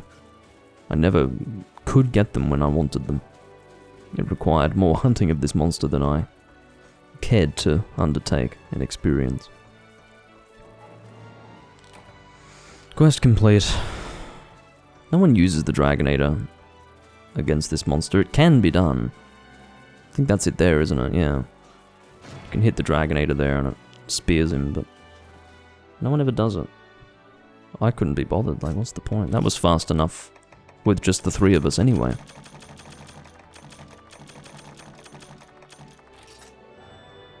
Alright. Guard +6, potential +3. Very boring. Not at all interesting. Yeah, it was a good enough hunt.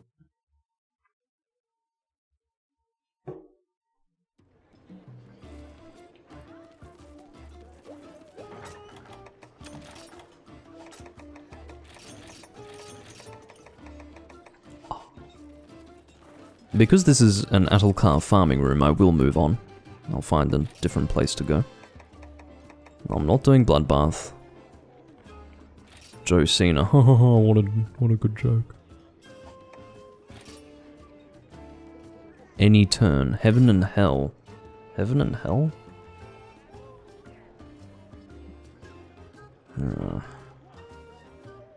If it's the Metal Wraths, I'm not doing it. I don't remember what it is. Maybe it's the Magalas, is it?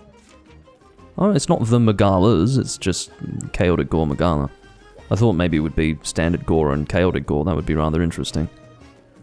What's going on with you? Hello? If you're leaving, then I find that inexplicable. As I was going to say, you see, quite frankly, it makes no sense that you've got two people at Hunter Rank 999, and instead of posting the proper G rank hunt, you're like, oh, I'm going to take this opportunity to post something high rank that I could solo. You fuck. What's wrong with you? I suppose the fact that you're using an Atl car weapon doesn't put you in good stead, but... Like, really? You're not getting my help. Apuntate! More like a puntang. Fucking... Give you a puntate. EX Hunters. With Mick. Mick. Or Mitch. You reckon it's Mitch or Mick? I don't fucking know, nor do I care. Dread Queen EX. I've never done an EX Dread Queen. This could be interesting. I usually turn my nose up at EX hunts, but an EX Dread Queen might be interesting. I'd better be bringing my antidotes. Okay. So, just confirming that the quest hasn't changed. Yeah. Excellent. What should I bring? I'll go ranged because that will make it easier to get used to the monster. I'll bring... Well, what's she weak to primarily? Is it Thunder or Dragon? I actually don't know, so I do have to check. I can forge the armor, I know it for a fact, so I'll be able to find out. It is primarily Dragon, so I suppose, just for good fun, I'll bring my Dragon Light Bowgun set, why not? I don't often bring it out, so... Yeah. Please sort your equipment and items. What, sort them or remove stuff from the item box? I must have a full item box. Dear God. Alright, time to... What's with the Horns coins? What is my Horns coin situation? Oh, for fuck's sake. I can't trade them now. Can I? Give me a sec. I have to explain 1 sec. I need to trade Horns coins. Ugh. For what, I don't know, but I've got too many of them and I don't want to just delete them. What has been said? Okay by Mick or Mitch. That's great to hear. I'm glad that he accepts the fact that I'm doing that. Alright, I guess golden eggs? Are we doing golden eggs? Sure. Just golden eggs for now. Anything that I'm running low on, privilege G, what the fuck do I use these for? I clearly don't have much of a need for them. Golden eggs. Oh no. I don't have any... I literally, currently, have no Horns coins. So, we're empty, guys. That's how quick it is to delete almost a full page. Well, not delete, but rather trade a full page of Horns coins. Okay, now that we've actually got space in our equipment, well, item box to actually swap things around, we can jump in here. Okay. Now, what do I need to bring? I always forget to bring something. I think one of those things is actual Dragon level 1. So let's do that, and also combination materials for Dragon level 1. I'm assuming Bone Husk and probably Dragon Fell Berries, of which I possess 56. And that should be the combination. Let me just make sure. Stop that. Yep, that is the combination. Oh, fuck me sideways. I need to get my item set with the Book of Combos. These guys are being very... Well, maybe they're not being very patient. What I can say is that the host of the room is being very patient. I have a feeling the other guys are starting to reach the end of their tether. But quite frankly, they can go and politely deep-throat a cactus. Where are my Dragonfell berries? I did not put them in my inventory. Let's fix that now. What are you saying? I have Dread Queen EX2, says Gildrad. Okay. Well, we can do it twice then, I don't mind. Oh, nullberries, that meant... Well, I don't think nullberries would be all that... No, they're not all that helpful, now that I think about it. Just antidotes, really. Now allow me to eat. I'm going to eat for defense up large, and perhaps... Well, my fire res is not looking too hot. We could do fire res small... Well... Let's go with defense, shall we? Here we go, Defender High and Weakener, I'm happy with that. Have I beat Monster Hunter World Iceborne? I haven't even played it, man. Wouldn't dream of it. Not in my wildest fever dreams on planet Mars would I even consider launching Iceborne. Much less beat it. Dear God. Makes me sick to even imagine. No. I played World when it came out, but then, yeah, I was so thoroughly disgusted by my experience that I stopped playing long before Iceborne was even a twinkle in the eye of a fetus. Much less released, so... yeah. God no.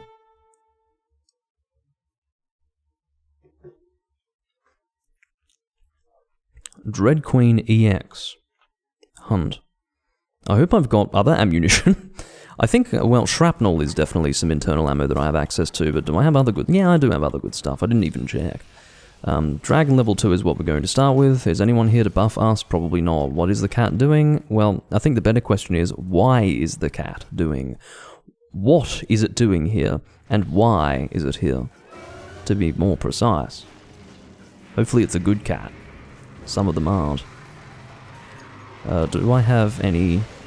okay, I don't have any deviation, which is good.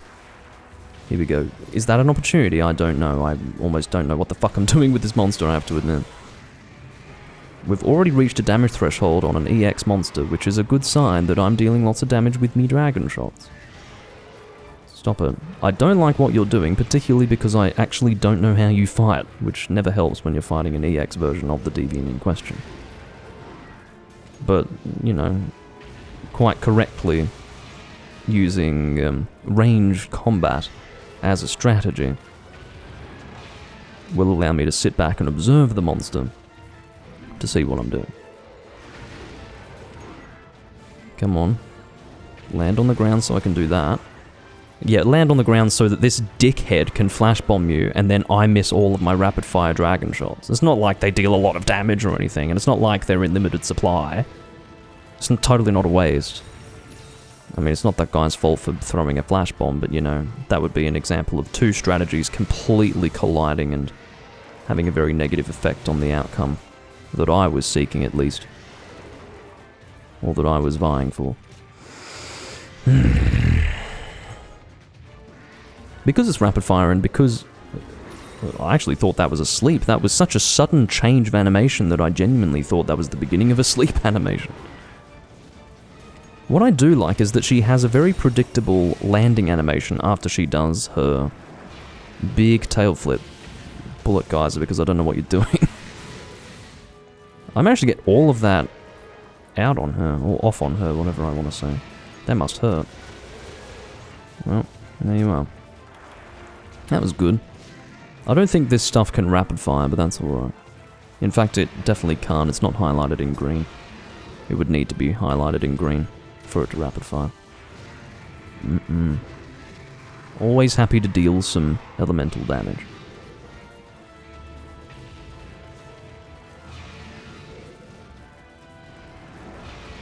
That was a good flash bomb. Aha! Well, that's new information. I had no idea that Dread Queen, and I'm sure the same is the case for Dread King, are actually, like, those two monsters likely, but I can certainly say for Dread Queen, are actually resistant to flash bombs in the air. What are you? A 5th gen Elder Dragon? Or sorry, Tempered Elder Dragon? Fucking no, I don't keep track. Let's just stop even referencing 5th gen, how about that? Do us all a fucking favour. Wish this gun could shoot more than 3 actually, because I do have a load up here. Oh yeah, don't stand close to that stuff. That's bad news. That looks like it would hurt if it hit you, so I'm going to try and not have that hit me. Obviously I'd ideally like to get some pierce shots through the head and then have it travel through the body. You know, front on, but can't have everything, can you? I'm going to be cute about this. Fucking get some mounting damage while I'm reloading. And then I took a stupid hit as a result, but whatever. This is why antidotes are important. It's even more important for the monster to not be aiming for you when you're trying to recover from intense triple poison. It's worse than double poison, whatever the hell it is. It's like really, really damaging. Alright, here we go. We want that predictable land attack, or the land animation, which only sort of made contact with the head, rather displeasingly. The pierce through the wing seems to be, you know, a pretty good way to go. Alright. I like the pace of this hunt, actually. It's pleasant. Seems rather measured. Instead of feverish and high adrenaline, which maybe some people are into, but I suppose the pressure is still there. Particularly as a gunner, I don't really want to be taking a hit. I took a hit before, which wasn't great, but fortunately it seems that most of the damage of that tail swing is actually in the poisons dealt to you. If someone had... well, life powders work too, but herbal medicine, I believe, heals the team of poison. Let's do some shrapnel. The thing with shrapnel is that it can actually hit teammates, I believe, so I'm going to try and observe that to see what's going on. If it looks like it's hitting team members, I won't use it. Oh god, that was a good smack.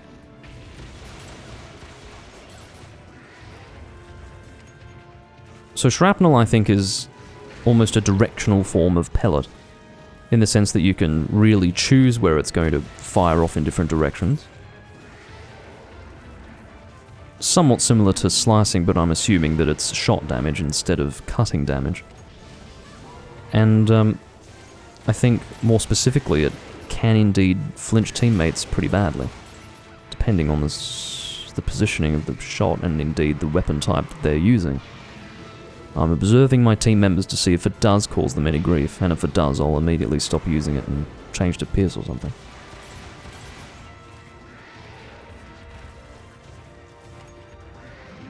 Shrapnel's just convenient, you know. I'm assuming it does good damage. It looks pretty damaging, doesn't it? So the assumption on my part is that it's pretty good. Wish I knew more about the damage of it. I ultimately don't know because it's... I never actually did proper research into the internal ammunition and the damage that it dealt more specifically. I think I have a good idea of what they all do. But as for the damage that they deal, I mean, that's not entirely known to me. If someone has information about Shrapnel S that might be helpful, do put it forward. May have a positive influence on the hunt if I'm using a shitty shot type. And I'm informed of that.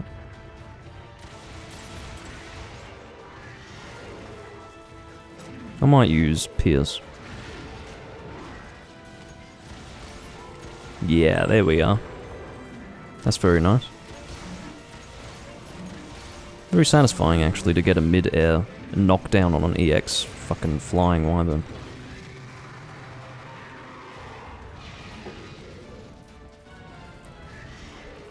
I've dealt my dragon damage, which is presumably very good damage. So now I'm just...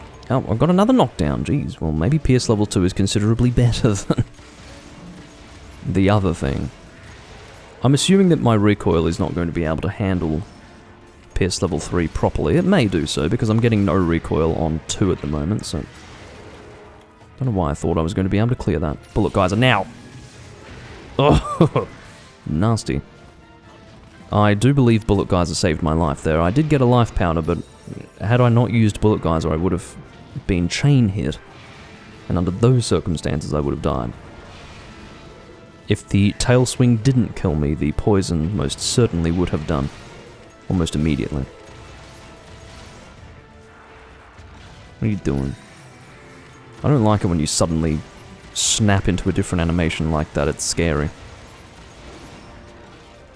This is actually a difficult hunt as a Blade Master.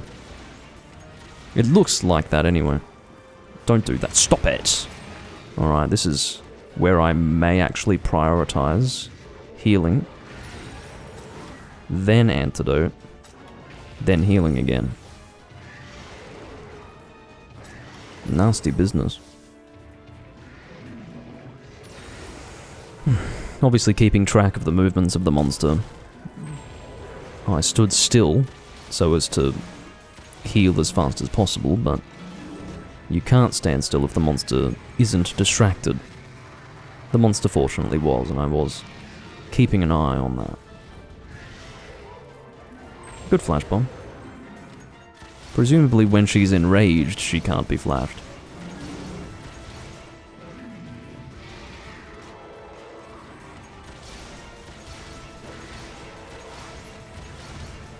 I believe the skills of this armor set are very focused on elemental damage. Yeah, element attack up, dragon attack up +2.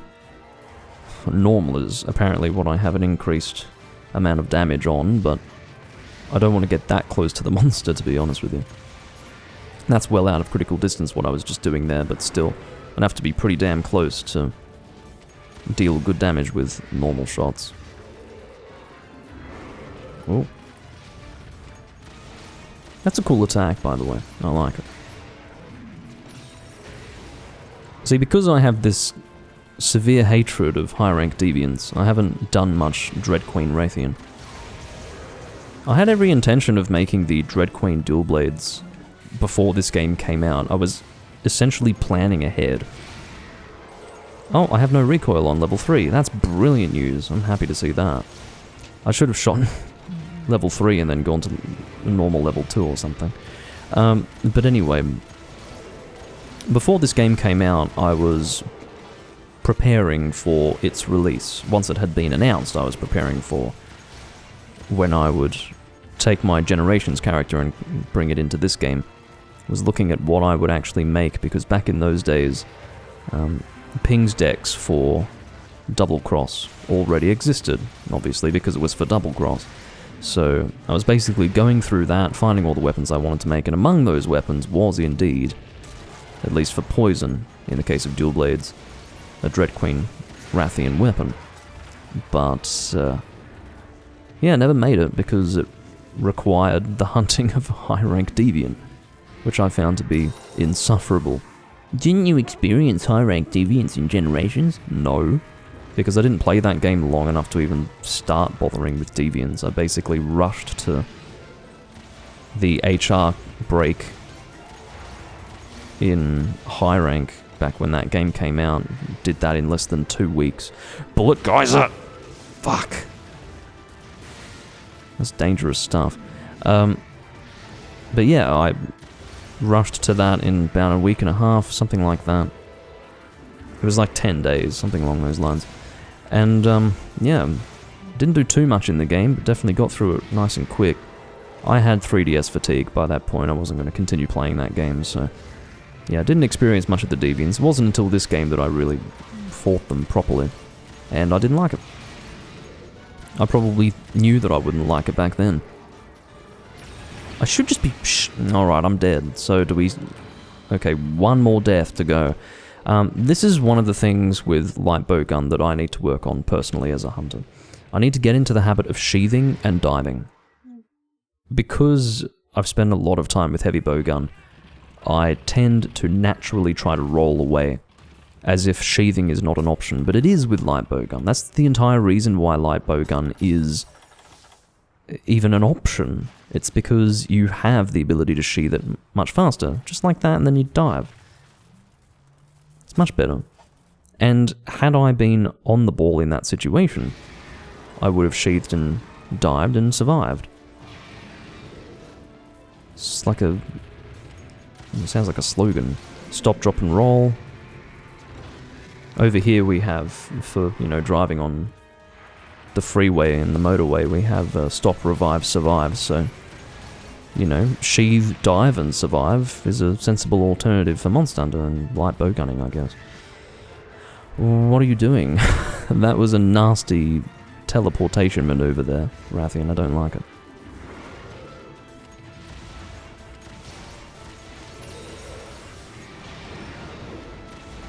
Very dramatic tail flip there. I would hope we're getting close to finishing this, because I don't like that we're one feint away from failure at all. I really don't like that. It gives me a sense of acute trepidation, because I think we've done pretty well, and I've had a lot of fun. I'd hate to fail after all that. Good flash bomb, especially considering that I'm getting in position for normal shots.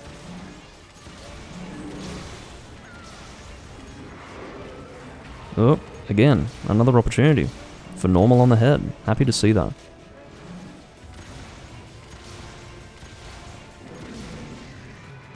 Could go for the legs. I don't know what the leg hit zone is like on Dread Queen. Hopefully it's good like it is for the Metal Wraths, I really don't know. But hitting the legs is always nice. It does build up damage on something that will ultimately knock the monster over. What are you doing? Oh god, someone's a bad host here. I say someone, just because I'm not entirely sure who is responsible for the connection of all hunters here. That was a pretty pathetic attempt at a flash bomb, I'm not going to deny it. You've made it clear that you wanted to have the monster flashed, but you didn't actually follow up with any real attempt to position the flash bomb.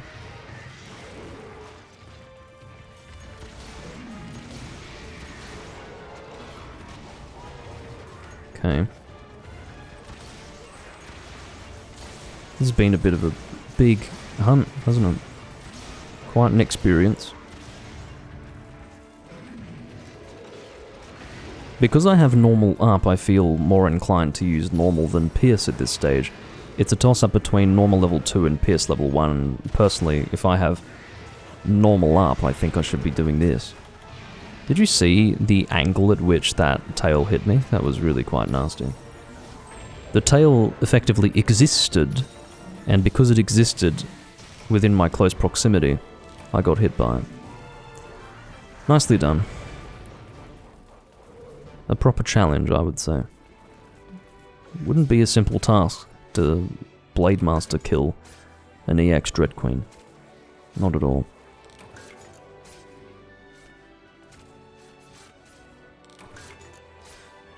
Excellent.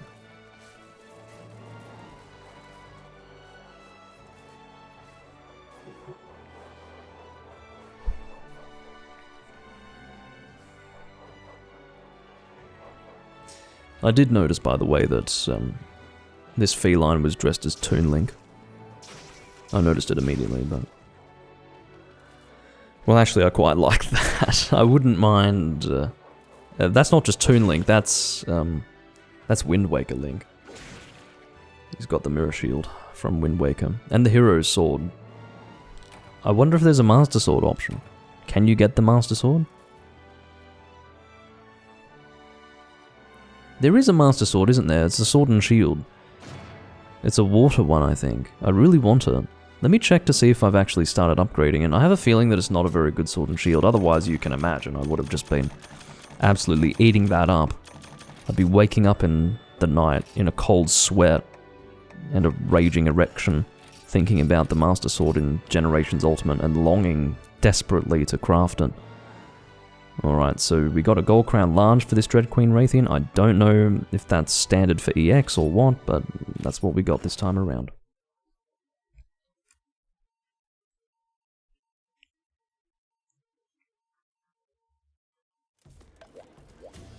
Okay.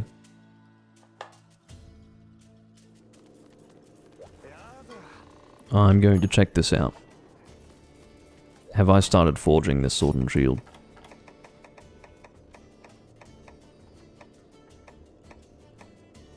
It's not Hero's Blade, that's the one from Kokoto Village. The fuck is the Dragon Seal sword? I seem to vaguely remember that. Apparently I haven't started forging him. I need to go, bye. Yeah, bye. Forge weapons. I'd best leave, I have no intention of doing this again. Sorry, Gildrad. It's not because I don't want to help you, it's because I literally don't want to fight the same monster twice. I'm live, man. Hurry up. Alright. Don't kick me out of this session. A Rarity 9 Raw Sword and Shield. Are you sure? Is it really a Raw Sword and Shield? Oh. I genuinely thought it was elemental. I'm having a look for it. Scaly sword, okay. Why scaly sword? It's a spider. Spiders aren't scaly. Whatever. Hero's sword. Oh, it is called the Hero's sword. What the fuck? Hello? What's going on? Why are they called... I get why they've called it the Hero's Sword, but isn't that literally what... Oh. Okay. Yeah, this is my confusion. Hero's Blade, right? The one from Kokoto Village from 1st gen. Okay. But then you've got the Hero's Sword. Goodness sake. Let's call it the Master Sword. Get a grip. I mean, what, are they not allowed to call it the Master Sword? Fucking hell. Yeah, it does look like a raw sword and shield. Unless it gets element later on, but that's probably not the case because... I mean, surely it upgrades. It must upgrade from here. Yeah, it would, wouldn't it? Yeah. But still, that's pretty shitey. Why the hell would I want a raw sword and shield? Just to dress like Link. Actually, I really want to do that. I really want to do that. Gotta get my Link armor set.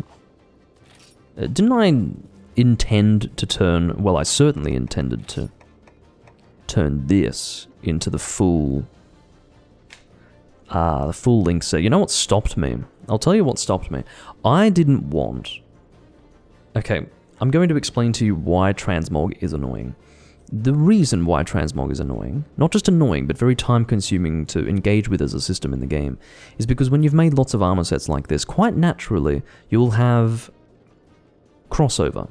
You will actually have some armor pieces used in multiple sets. Now, that used to be an issue for decorations, but it's not like that anymore.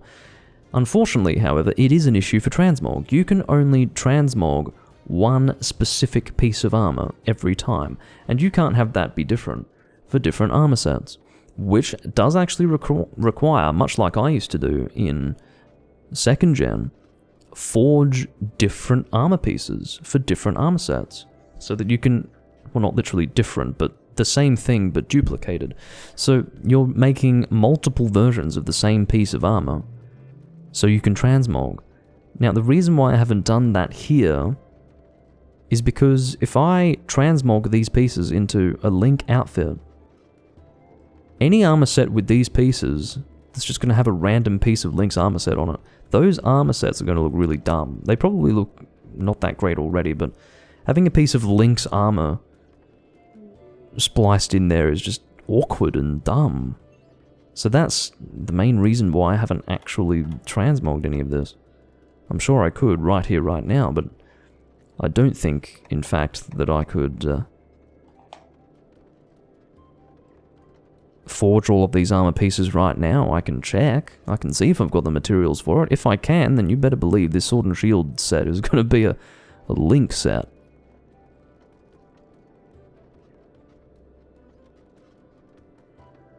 Huge chunk of blue sharpness, good with Mind's Eye. Well, I don't fucking have Mind's Eye, do I? I'll be using it with this set. I don't have a Mind's Eye set. Damn it. You know what? This... Oh god, this set is not even viable for it because it's elementally focused. Now I'm really pissed. Why would they make that sword so crap? At least give it a status. I'm so annoyed. Yeah, this set is just totally unviable. So what would I use then? Probably nothing. Probably just not even chase my dreams. Just give up. Because I'm not making it. I've already got this. I've literally already got this. And I'm not using this for Sword and Shield. You know, I could change the transmog, I guess. That's what I would have done for this set. I would have actually forged pieces specifically to transmog it into this stuff here, but do I really want this to be my Link set? It's not very Sword and Shield, is it? There's not much about it that's Sword and Shield. I guess Sharpness +2 would be very helpful for that weapon, but high-grade earplugs is something that I generally don't like to have with a Sword and Shield because you have the ability to block a raw with the weapon type.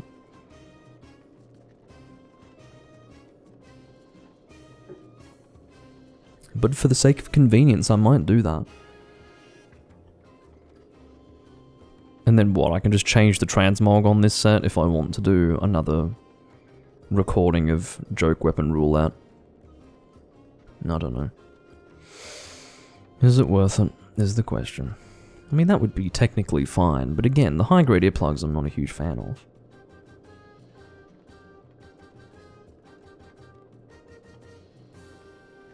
It is a fact, though, that there's nothing about this set that boosts elemental damage, which is really why that previous set that I wanted to use does not actually work for the Master Sword. Okay, let's maybe use this.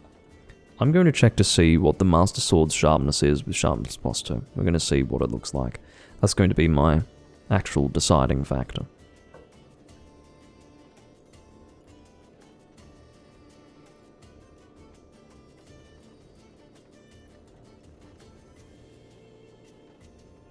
I'm just opening the double cross decks now.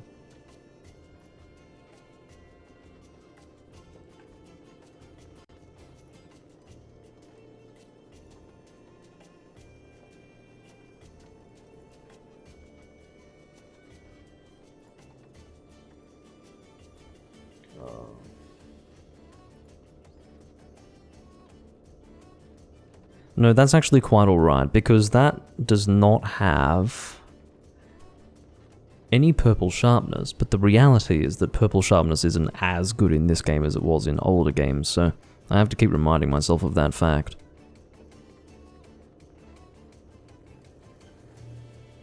It's a pretty cool weapon, I have to say. I'm going to end up with a lot of affinity, but with no critical boost, which I'm not a fan of necessarily, but I don't like critical boost. I think it's an imbalanced skill.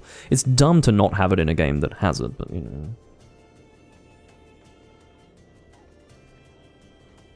Congratulations, Clown Pierce.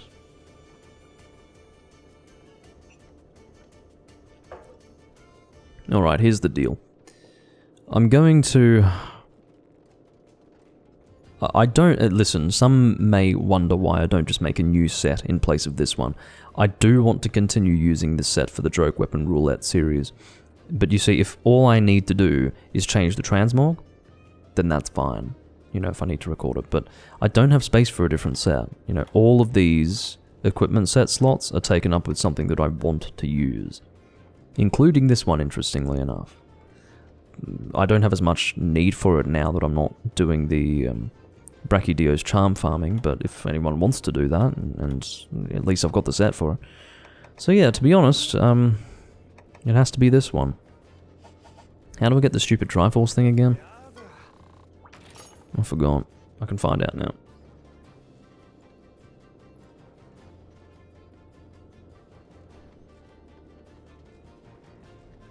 The 3 Virtues DLC quest. I knew it was high rank, because obviously it's a high rank weapon that you're forging, but let's see. I'm going to make a room and I'm actually going to get people to join up on it. That's the bloody plan. The 3 Virtues. No, it's an event quest, actually. Oh, it must be this one. No, it's not. This one. In the arena. All at the same time?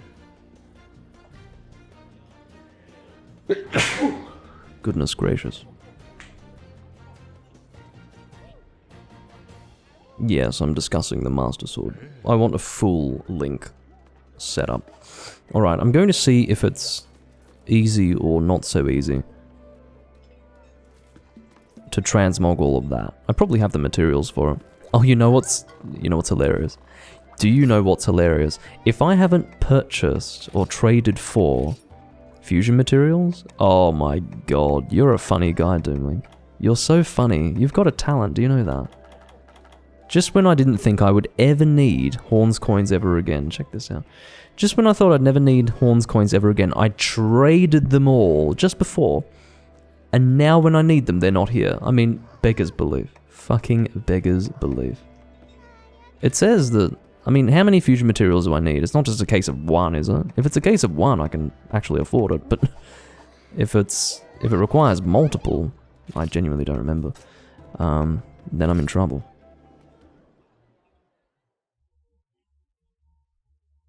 They spawn 1 by 1, that's an easy quest. That's not even close to being a challenge. Yeah, oh, give me all the stuff then. Thank you. I don't even think I'm supposed to speak to you, I speak to this guy. It's been so long since I've transmogged. Literally, like, when the game first came out was the last time. Alright, well, technically not. I did it for the set that I'm about to change the transmog on. Oh, I think you need a... Oh, I see. You just undo it. That's fine. Okay. So what I would do is undo the gargoyle. Oh, God.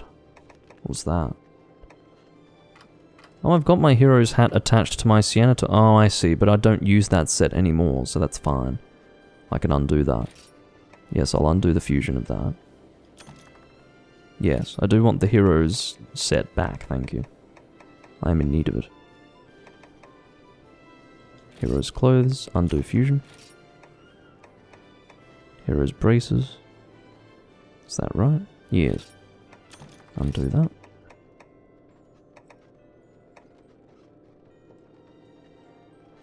Just trying to find the damn thing. Where's the fucking waist piece for the... Is it this one? No. Maybe there is no waist piece for the hero's set. Unless this is a... Maybe I used chakra. It's possible that I actually transmog chakra for it. 25 stones per piece? Fucking hell. Let's take a fusion example. Just as an example.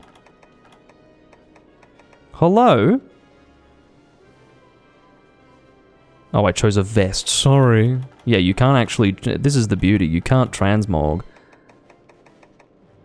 a Blade Master armor piece with a Gunner armor piece and vice versa, which is ridiculous in my opinion. Absolutely ridiculous. Makes zero sense. So what's the requirement? I've got 86... What? I've got 86 stones for the... What? Okay, can I see what stones I have? Because it didn't look like I had 86 when I checked before. Just tell me my stones, cunt. Oh my god. Okay, here we go. This is how I check. So, okay, I've got enough stones, it turns out. For some reason, when I was in the trading screen, it looked as if I didn't have any stones. I think what I did was, and I was quite right to do this, when I was trading away Horns coins to get space back some months ago, like probably last year or the year before, I did actually decide to invest in some stones in case I needed them in the future. And fortunately, I have done that successfully. So let's now go to my room. Whenever I see that, it seems like a command. Go to your room. That's how I read it. It's kind of funny. Alright, let's equip this. This is my joke weapon roulette set. And go to lab. Go to your lab. And, yeah, I genuinely don't remember if there is a hero's waist piece. There probably isn't. There does not actually appear to be. I'm going to check that now. Do I already have the chakra attached to this? I do. Well, that works very well. I'm going to double check right now to see if there is a waist piece for the hero set. If there is not, then that's fine. I can see why there wouldn't be. He just wears pants, you know, which could probably be his leggings, I don't know. Let's find out. It's rarity 7, so let's have a gander. There's a lot of new in the high rank section. Alright. Hey, that looks pretty cool. That's pretty cool for transmog, isn't it? You never know, maybe one day I'll bother with transmog, but it's a lot of work. It really is a lot of work.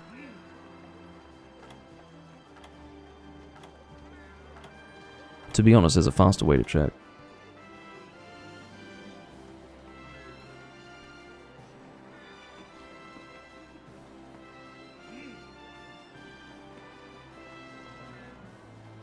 Yeah, there's a hero's belt.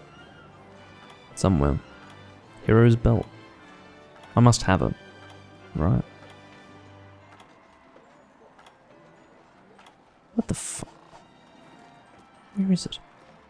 There is a hero's belt, apparently, unless that's only in the Japanese version, but why the fuck would that be the case? That makes no sense. Hero's belt.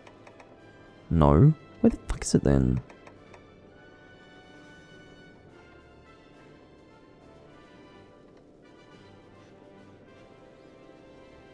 Well, apparently this same quest is used for that, so...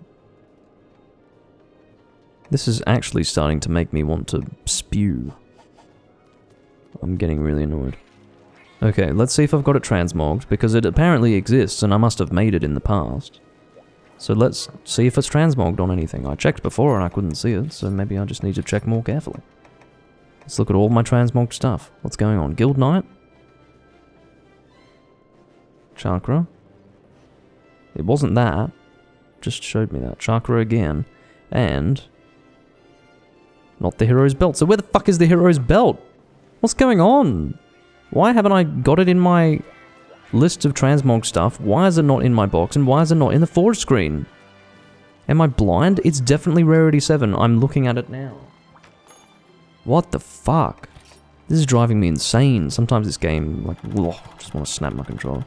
Okay, let's have a good look. It's Rarity 7. I know it to be true. It's none of this. It's none of this. Hero's Belt, it's called.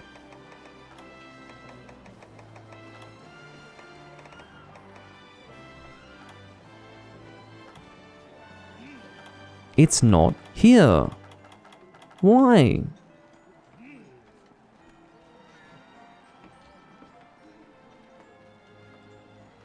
Event armors are at the back? Really? What, over here? Oh, you're right. God, I'd completely forgotten that.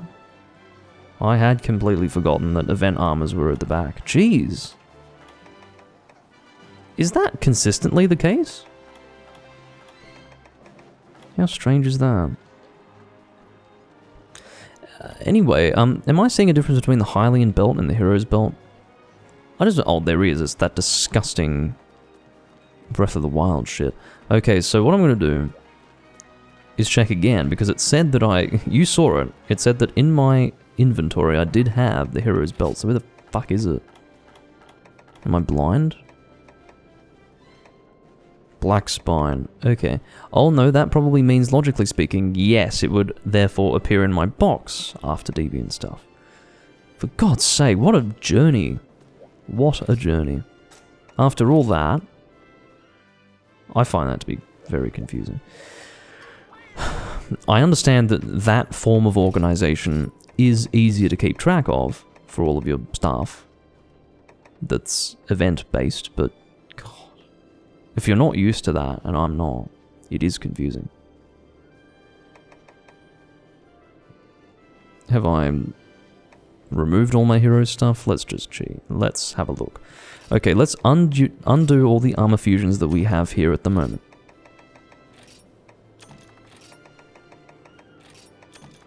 Is this all worth it? Yes, because I'm a big Zelda fan. Now that's a fucking loadout. Okay, so that's all taken off. Looks a bit generic now that I think about it. Happens to be just the standard good loadout. Oh, now where's my hat? Oh, I need to sort. That's why it was automatically put at the back. Hero's hat, here we go.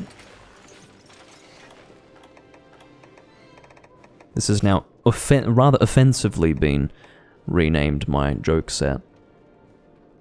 The Link outfit. Rather unfortunate. I will actually change the name of that armor set in my list of equipment loadouts. Okay. Now, we're gonna get the fucking Master Sword. And the question is, does the Master Sword get sheathed properly if you've got it equipped? Because that's going to be quite awkward if I have it just sitting on my back like a normal sword and shield, and then I've got the scabbard on my back like that. It's going to be really silly. Anyway. What we're going to do is make a room. Gonna make one now. I'm just going to give it a generic name. And then I'm going to post what I want to do. We'll not even put a... We're not going to put any information at all. I'm going to let my hunter rank attract people. And then We're going to hope that someone wants to help me with this quest. I could solo it, admittedly, but it would be faster to do it with other people. And, quite frankly, if other people do join quickly, then that is the best way to approach it. I'll use something, maybe I'll use a fun thing. See what I mean? It's very easy to get assistance.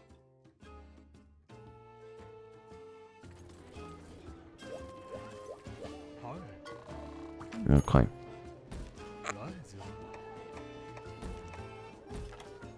Let's go and do this quest. The 3 virtues. I've apparently done it many times before, because I have made the armor set. I'd forgotten. It has been so long. Hopefully this guy wants to do the quest. If he's not interested, then so be it. I've done that many times myself. What's he using? That looks like a cool weapon. Yeah, it's my weapon. We're using the same weapon. That looks pretty cool. I wonder why. Oh, that's you? Cool. Thanks for your help. The client is Pirate Girl. It's Tetra!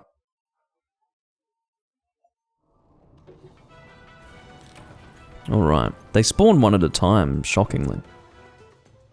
As I've been informed. God, how very easy. Sorry, Oradeus. I only need 2 people here. It's high rank.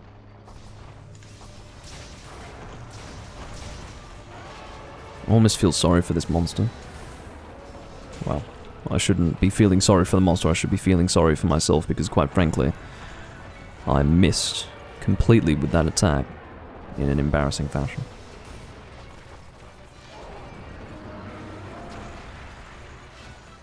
Where is the ice coming from? That's the question. We're in like a dirt pit. And there's no ice to be seen except on the Gammoth himself. So how is he creating ice when he hits the ground? Utterly ridiculous, really. He's stamping on the ground and creating like a mini blizzard in a dirt pit. Sort of a...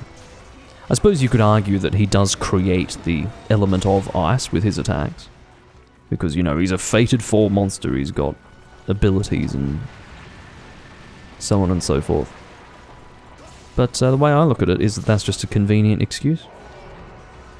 I don't think he should be able to do that unless there is actual snow on the ground. This game is ruining my immersion with its inconsistency.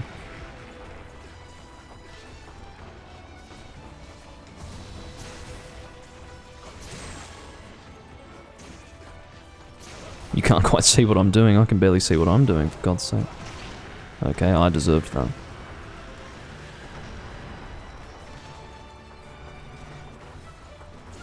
Oh yes, quite. Alright, now that needs to stop. You just need to die now. I'm in trouble.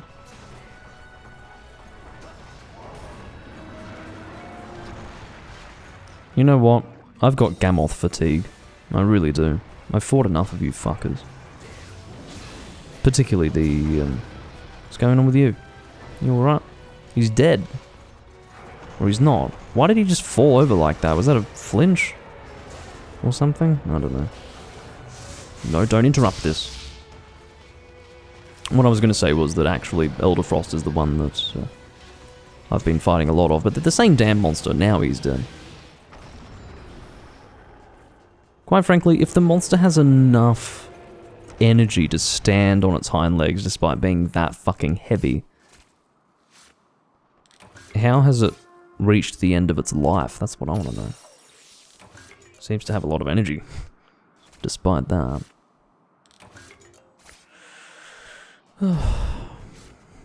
Alright. All the things I'm doing to make a Legend of Zelda loadout. It's worth it. Believe me. It is for me anyway. I mean, it's not for you to decide whether or not it's worth it. It's a preference of the person crafting the loadout. And for me, it is worth it. It'll be good fun.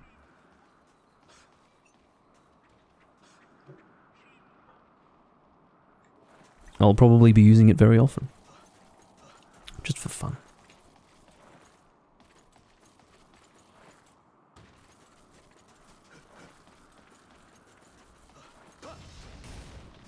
wonder if I can get a Japanese keyboard and type his name out in Japanese in the game. I probably can.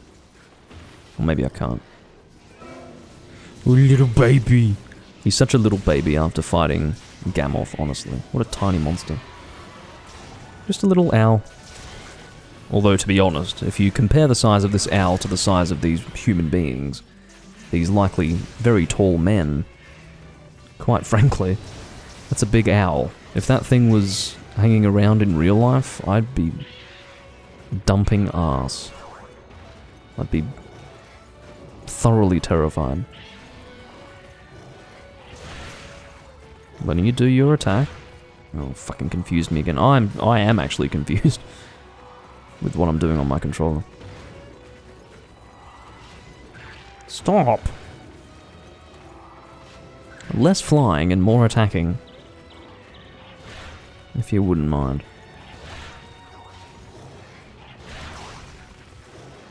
Four in a row?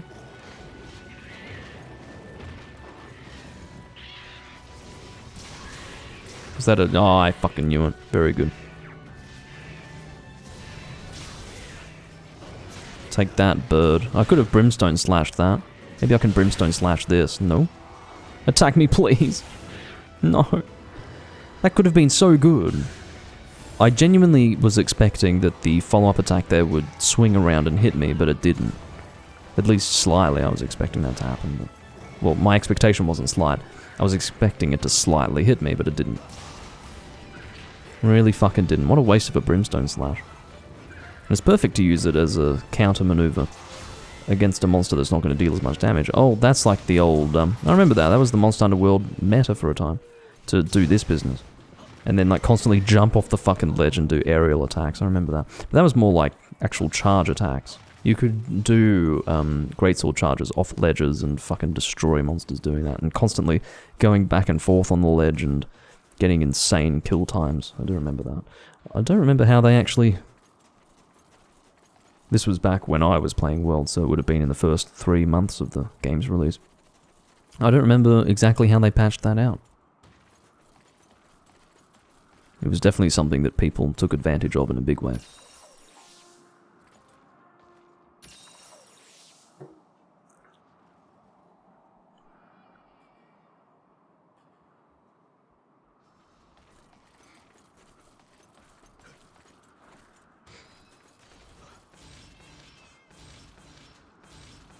I do love the look of this sword though. It's very cool.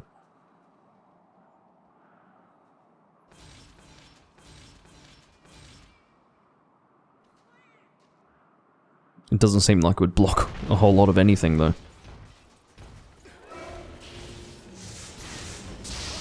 Oh, yeah, get out of my face, monster. Allow me to sharpen up though. With my non-existent whetstones? Why don't I have whetstones? Why on earth would I not have them? It doesn't matter, I'll finish this fucking hunt without them. You don't have to give them to me, Kami, I really can. I'll settle for my current sharpness. That's fucking ridiculous. Yeah.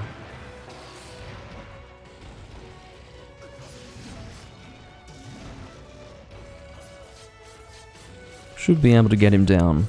No, I'm not going to risk it. Oh no, I do have high-graded plugs, that's right. That's quite alright then. Level 3 charge on the face. Please clip him? No. Couldn't manage it, sadly. Don't hit me. Good. Definitely wouldn't need that.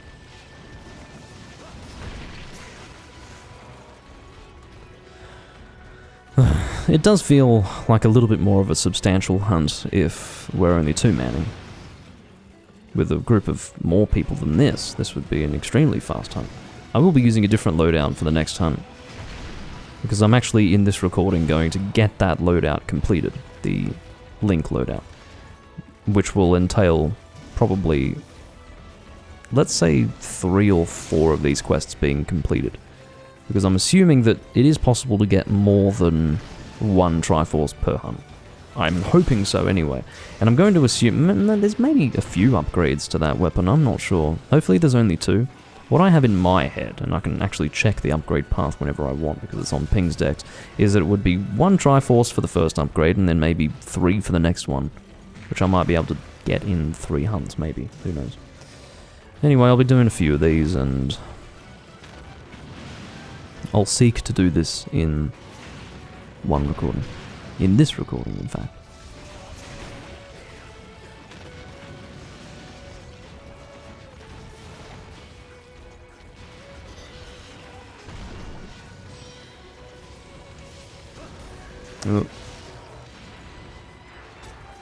I keep going to sharpen, but I can't. Oh, I know why. It's because I still have the item set in use from when I was gunning. So I've got fucking combo books. I entirely forgot about that. Oh well.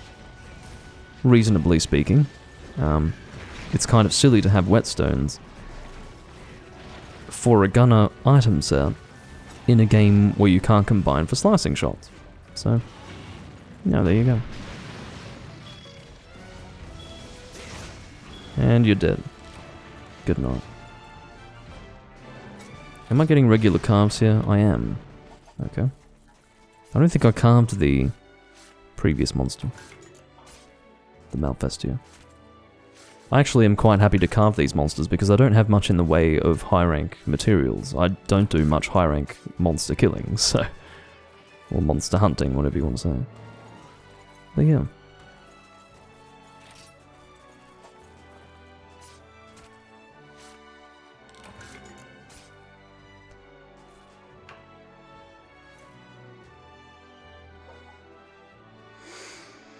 Well, let's see if I can get more than 1 Triforce in this hunt. I can hope that, or I can hope for it, but it's probably unlikely. I do love the giant windmill shuriken that the cat there has.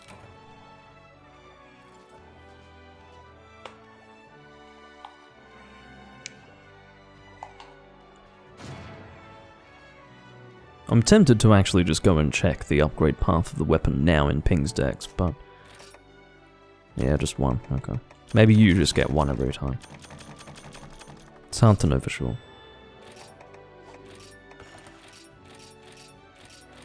Oh, that was a Gold Crown Small Malfestio. I had a feeling that was a small one. He did look really small, and that's apparently my first Gold Crown Small Malfestio. I don't know if that one... I don't know if the sizes of those monsters are fixed for this hunt. Probably not. But yeah, that was a really small one. Oh, apparently Kami got 2, so that's reassuring. It means that there will actually be a chance of getting more than 1. So we'll do the best I can. Did I just cancel that? No, I didn't. Okay.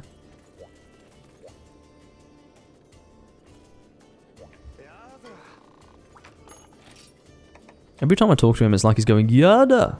And I'm thinking, what? Don't you want me to do business with you? Give you Yada, you fucking... It's actually Iada. Some people don't know that. They think it's just Y-A-D-A. It's not. It's... the phrase Ia, or the word Ia, is an expression of unwillingness to go along with a situation, or an expression of discontent. And then Da is just, you know, a particle that I suppose refers to the here and now, a situation. So, I am not happy is really what that means. I am not happy. Yada! And that's what it sounds like he's saying every time. Cosmos, okay. Very well. That is definitely a name.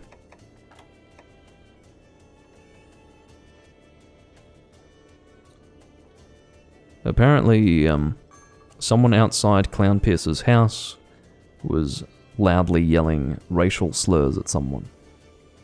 Okay. It's always good to know. Hero's Sword.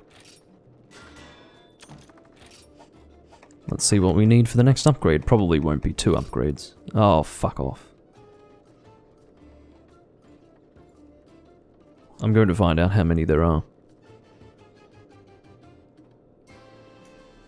5.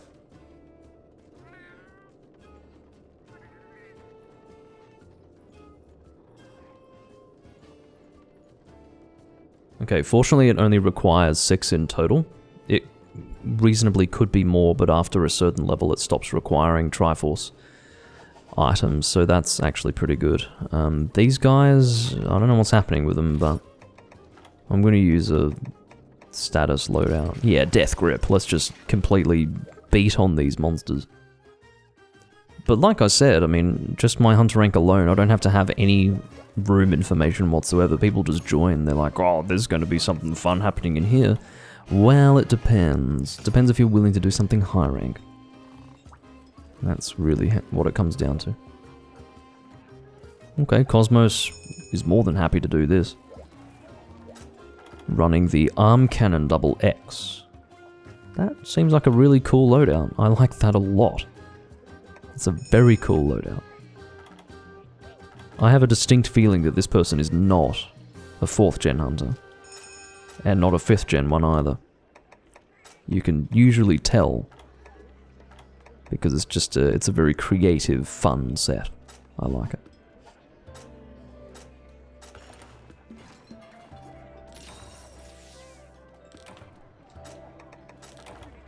Whereas this guy, you know he's a fucking Generations Ultimate player through and through. You can smell it.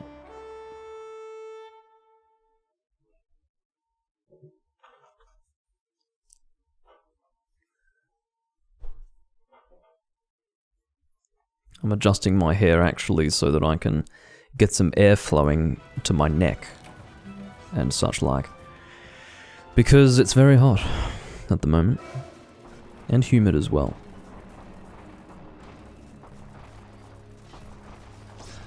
Do you roar? And yeah, Death Grip is going to make this real quick and easy. It should be said.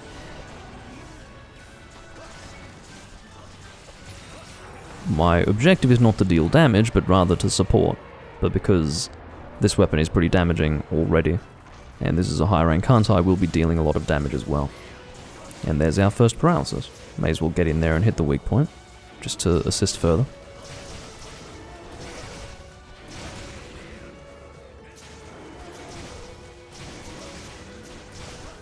Hopefully I get 2 in this hunt. That would make me happy. I'm assuming Gammoth will die before I can get out a second paralysis, but I'll continue attacking anyway, because like I said, you know, 332 damage is pretty good on a high rank monster. And not just pretty good, it's overpowered. Exceptionally so. Are you dead? I didn't actually realize that there was a tremor incorporated into the death animation of a Gammoth, but there you are. I shall carve. YK doesn't need high rank Gammoth calves. Too cool for that.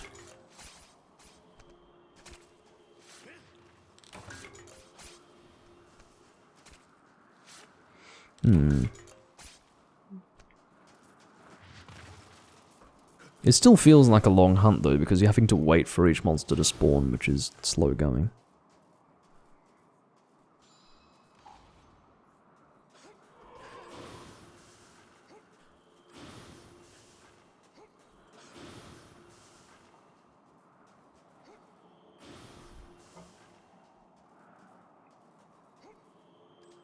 This is going to end up being a pretty long VOD, because this is... I'm actually going to include part of the last recording as well, so... yeah. It's probably going to be a 3.5 hour long VOD, maybe even longer.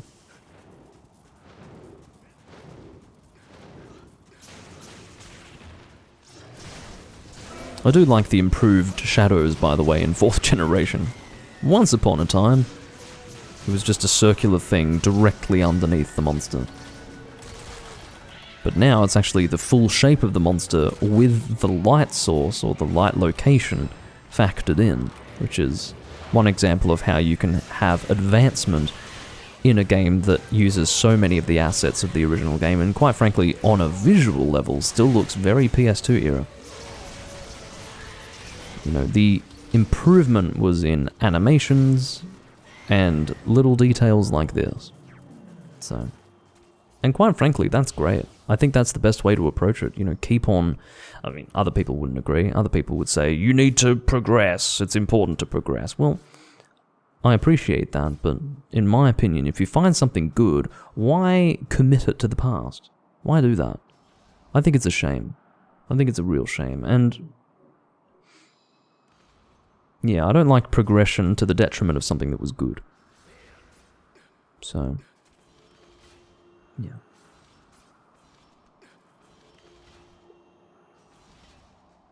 Yeah, these monsters are getting a bit of a beating at the moment. Gammoth, unsurprisingly, is going to sponge more damage than Malfestio.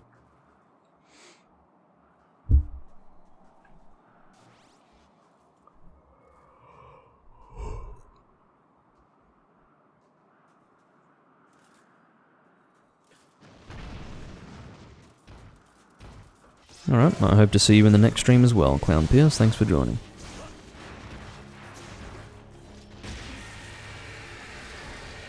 I will Chaos Oil 3 and miss, despite my advance forward maneuver.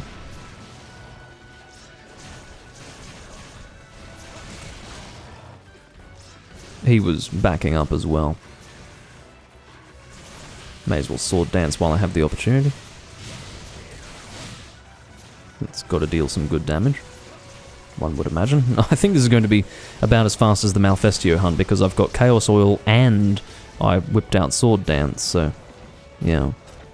I've got a distinct feeling that this is going to be pretty fast. Faster than Gammoth, that is to say. Unless Brachydios prolongs the confrontation by jumping around and evading shots by our gunners.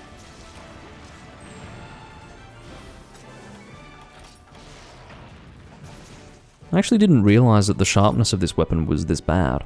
It's good that it is, because quite frankly, the other stats are so damn good that it balances things out. But, yeah.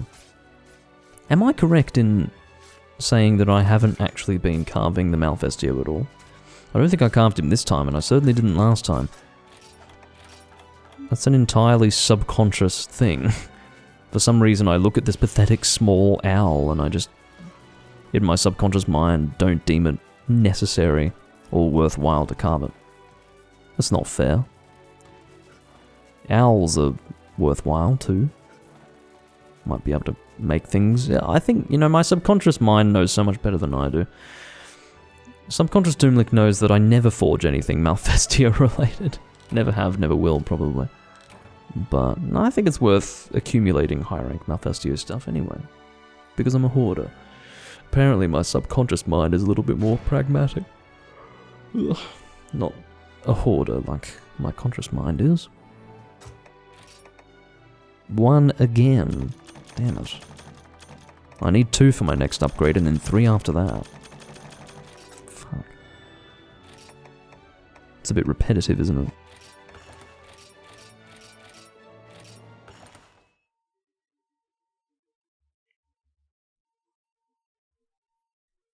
I'd rather not subject you all to this.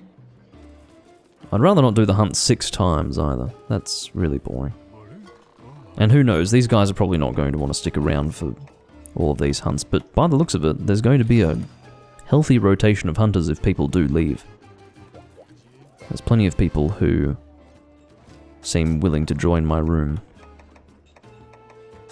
I suppose there's plenty of people who hang around looking for rooms rather than creating their own here. I'd be surprised if anyone else wanted to do that again, except for Kami perhaps. Which, he's not actually under any obligation to continue doing that, but yeah.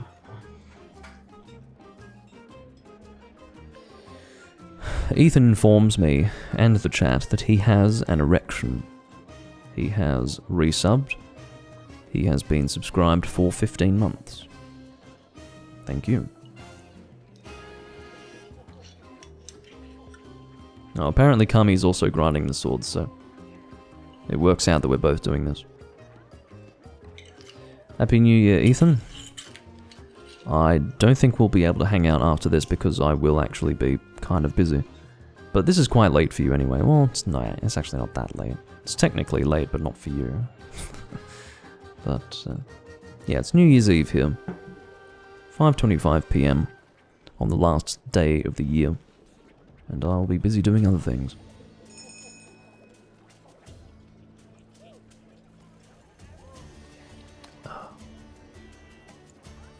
But in the meantime, happy to do some Monster Hunter.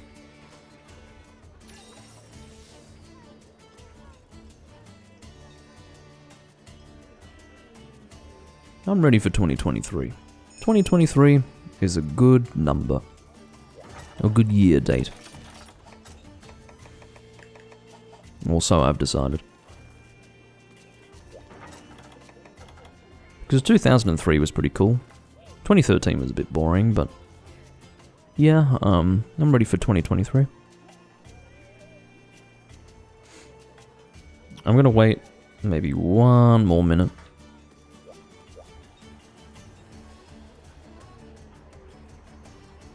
And if it doesn't seem like anyone's coming, then I will leave. I'm only waiting because, as I have seen, a lot of people do tend to join quickly. But if waiting 1 minute isn't enough, then I'll just leave.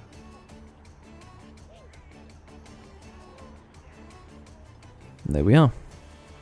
Koro. If Koro sees the quest and doesn't want to join, he does want to join. I was going to say I'm happy to depart with 3 if he doesn't want to join, but it turns out that he does indeed. Lovely. Having a cat is not that much of a help, but sure. An additional distraction perhaps, not that we need it. It's all high rank level.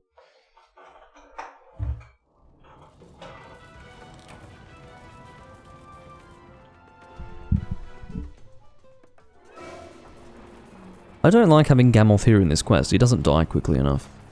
He just sponges hits. Bastard elephant. I stood there and sacrificed DPS so that I could block that roar. Was perfectly well positioned, and it still failed to shield the roar. I mean, that's disgusting. This game's broken. Glitchy video game.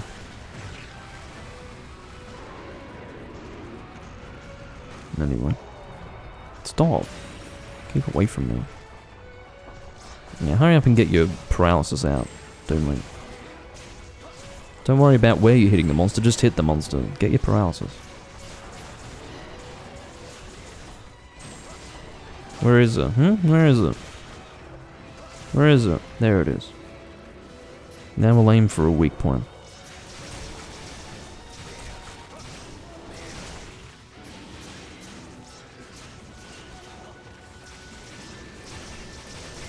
The trunk is actually quite easy to aim for when he is paralyzed, and it's the weakest part of his body, so it makes sense for everyone to congregate around it.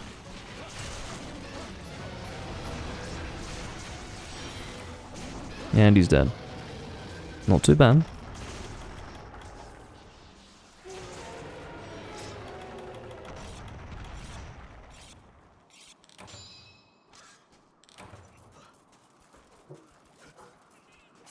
The elephant, unsurprisingly, makes elephant noises.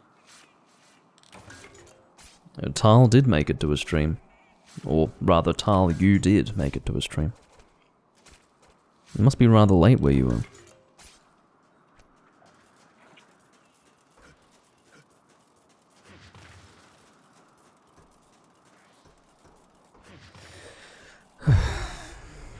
Can I please get 2 Triforce items in this hunt, please?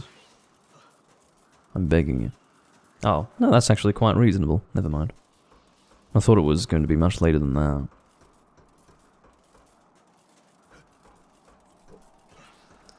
Well, I think it's safe to assume that everyone here is currently, past the threshold into the 31st of December.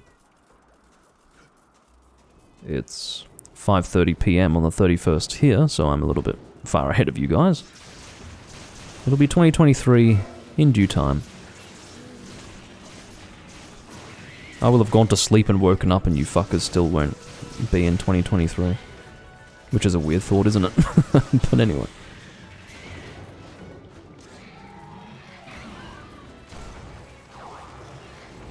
Yes, I can let you know how 2023 is. I mean, that's the joke I've always had with my friends in the US.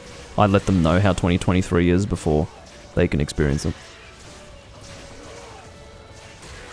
Ugh, fucking bloody confusion. Hurry up and paralyze the bird. Paralyze the bird at once. Maybe I did okay, well, that took way too fucking long, didn't it? You have to agree. And he's dead. Maybe I should have saved my sword dance for Brachydios.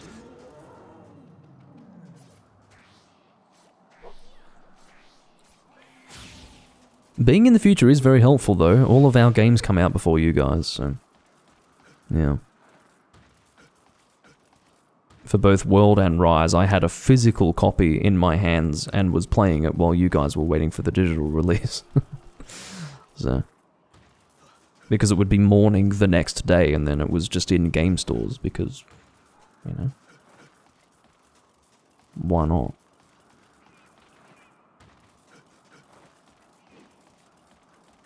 But I would usually be working anyway, so... yeah. I would get to play it for some time, and then I'd have to go to work, and then... while I was at work, people would be getting their release. In the US or other places in the world. Look at that gun. That's pretty cool, you have to admit.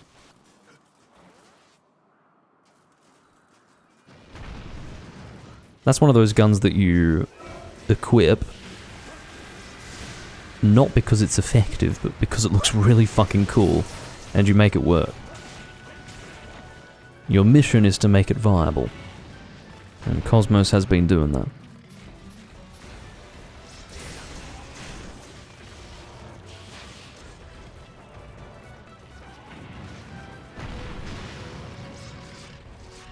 Excellent.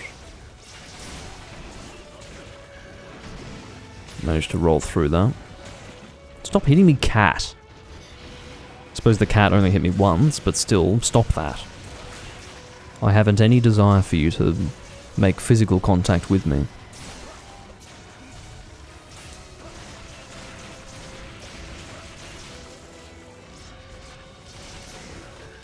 Can you die now? I think it's time. I think it's about time. Stop resisting. Stop resisting. You're definitely resisting, and it's pointless.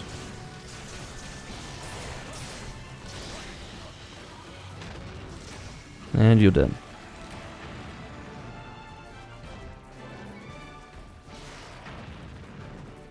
Did I...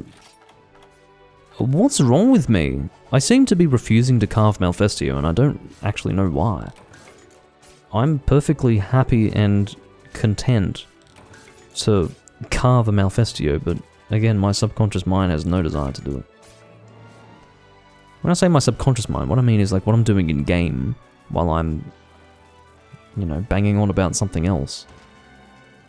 But, yeah, apparently I'm quite happy to carve everything else, just not Malfestio. Maybe it's because it's a bird and I find that to be too barbaric. Possibly. Maybe I'm empathizing with the bird. Because it's a cuddly avian creature, I don't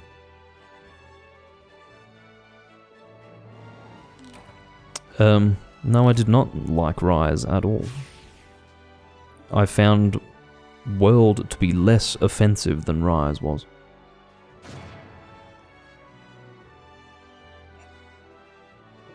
The thing with World is that it was honest about what it was. It was obviously a westernized, more accessible version of Monster Hunter, but... God, look at that laser beam fucking killing that Brachydios. Hold on, this needs to be... Isn't there a way for me to... Hold on, yeah, well... I don't want to exit. I want to fucking take this crap off my screen and enjoy the laser beam of death coming from the heavens, killing this monster. That's incredible.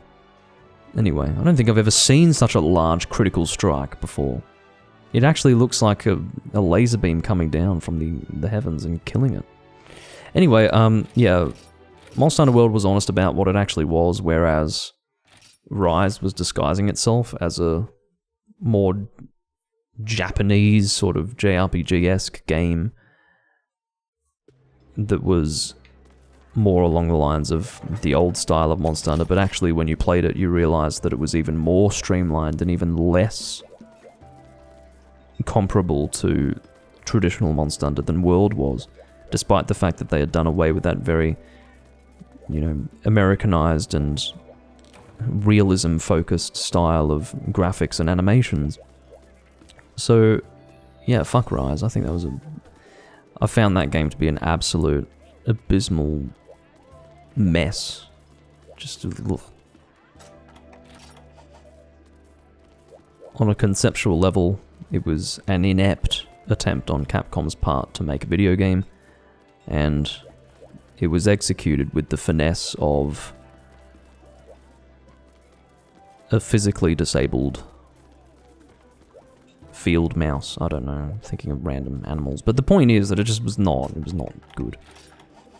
It was bad. How about that?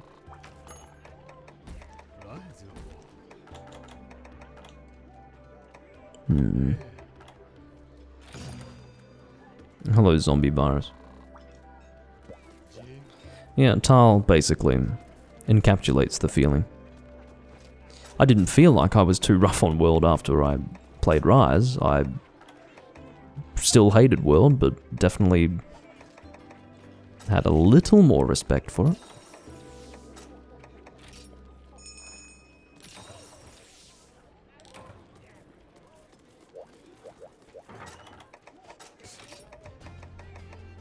Well, I don't think modern Monster Hunter is dead. I think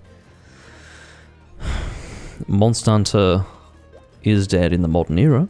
I think modern, or what is considered Monster Hunter now, is soulless and pointless and shouldn't exist, but definitely Monster Hunter as it truly is and what it should be is dead. Now, I wish modern Monster Hunter was dead. If it was, then we'd be getting more of this stuff, even.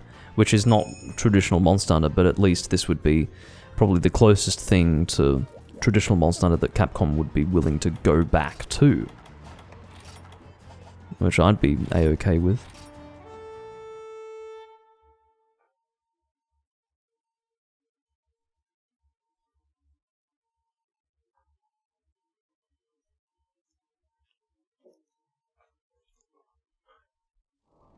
Apparently Zombie Virus has beaten 6 EXs on, or in, Generations Ultimate. Certainly more than I've beaten. I think I've beaten maybe 3. I think it's Mizutsune, Nagakuga, and Elderfrost. Maybe there's... oh, and I think also Bloodbath. So 4, perhaps. Maybe 5, I don't know. Fuck if I know. That was not with any specific desire to rank up my crown, by the way. I was just going about my business and, you know, doing EX monsters, I guess.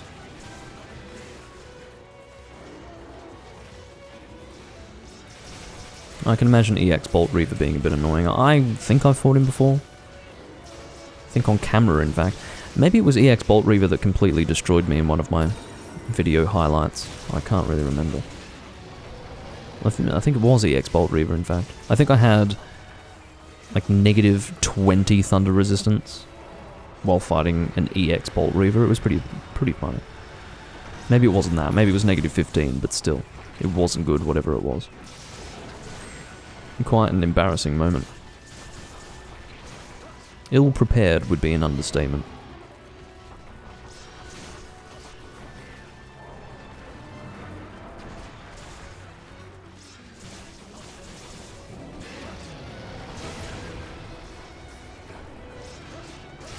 Going for that fucking trunk. Got 2 paralyses before the monster could die. which is, I don't know, I actually don't know if that means that I was being particularly aggressive there or if the team was. Oh, I know what it is. Yes, I know what it is. It's because you're using fucking hunting horn. That's why I was able to get 2 paralyses off. God, you're looking quite fine. Jumping Jesus, that is a good looking outfit. Anyway. At any rate, no, don't hit the fence. I just want to carve, thanks. But, yeah. The decision of Cosmos to equip a hunting horn was immediately felt. I didn't know what was causing the different feeling that I was getting, but let me tell you now. Once I worked it out, it all made sense.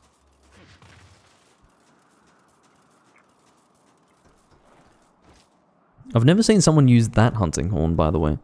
It's interesting. I suppose it might actually have decent songs. It's entirely possible. Although, if it doesn't have attack up large, it could fuck off.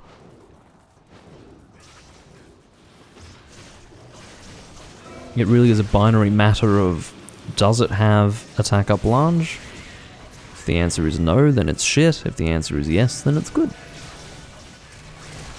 There you are. Which is actually rather unfair. Because you do have elemental attack up songs as well. And affinity boost songs. Those are okay.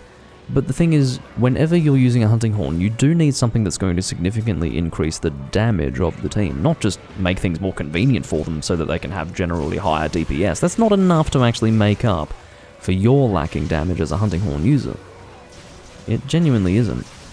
It's nice and all, but no. What you want is affinity up. And to be honest, I'm talking about songs from 3rd gen. I don't even know if they exist here. There was an affinity up, so I'm thinking, for example, of the Giganox hunting horn, which had an affinity boost song. And then you also had, for example, the Moralis hunting horn, which had a huge boost to elemental damage. Those are okay. It turns out that, yes, Cosmos does have an attack increase with that hunting horn, so I'm going to say it's good. Perhaps even quite good. Why are you digging under the ground? That's actually quite funny.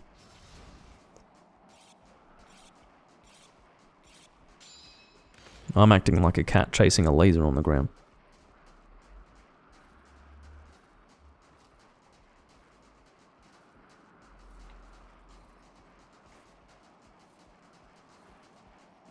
Well, that literally did nothing to, surely I carved you.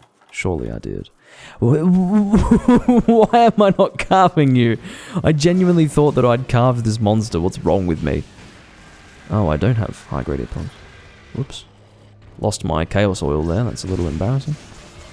No, but seriously, I don't know why I'm not carving this monster. It makes no sense. I mean, what, is this I think this is the 4th hunt so far. Perhaps even the 5th, but I think the 4th.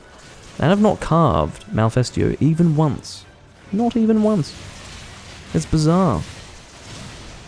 I swear to you, hand on heart, I'm not doing it intentionally. I actually went there to see if I'd carved, thinking that I'd carved it, and then discovered that I hadn't done so. I mean, what's wrong with me? Maybe I need some sort of psychological evaluation. Don't know. Perhaps even an intervention?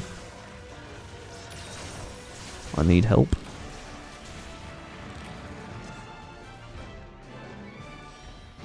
That would be a psychiatric intervention.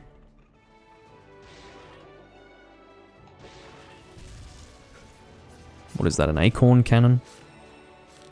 I do like this, actually, about the, whatever it's called, Prowler. The fact that you can get a tank and launch things at people. That's kind of fun. I do like that. Oh, okay, that's like a wyvern fire. Well, it's not really a wyvern fire, it's more like a flamethrower.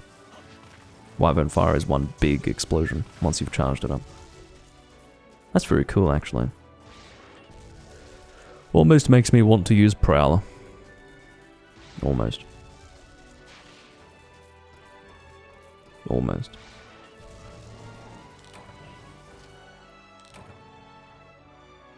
My mind refuses to carve weak monsters. Yes. That must be what it is.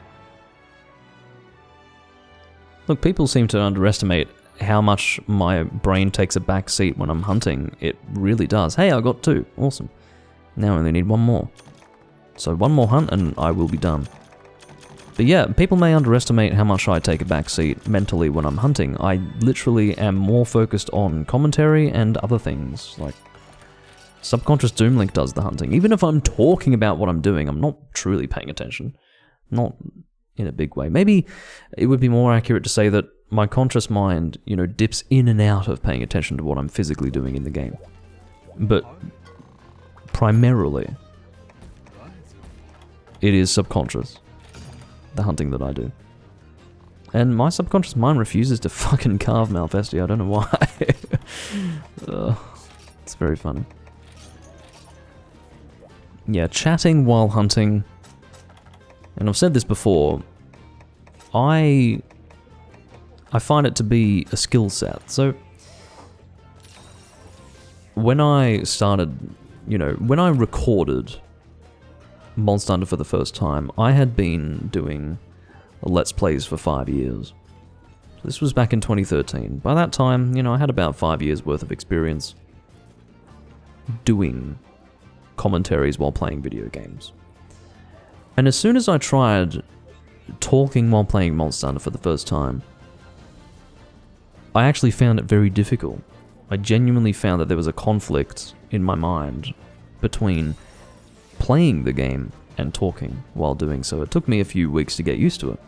It was really weird. I'd never experienced it with any other game, but Monster Hunter was actually genuinely difficult to chat about while playing the game. So, yeah, I guess I really did just become so used to it that now I can play without issue subconsciously while doing it. But yeah, what I mean is that there is a skill set associated with chatting and hunting at the same time. I do like Scarlet's outfit, by the way. It's actually quite pretty. I like it a lot. It's one of the nicest female loadouts I've ever seen. The question is though, no, it doesn't use the bathrobe.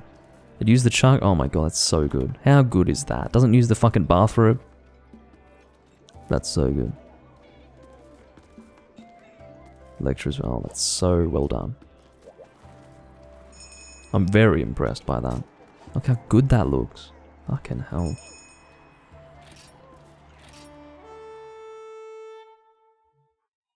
Did I watch any old school Monster Hunter content creators back then? Yeah, so I watched Social Dissonance, Iceman Noob, Mazurion, who else?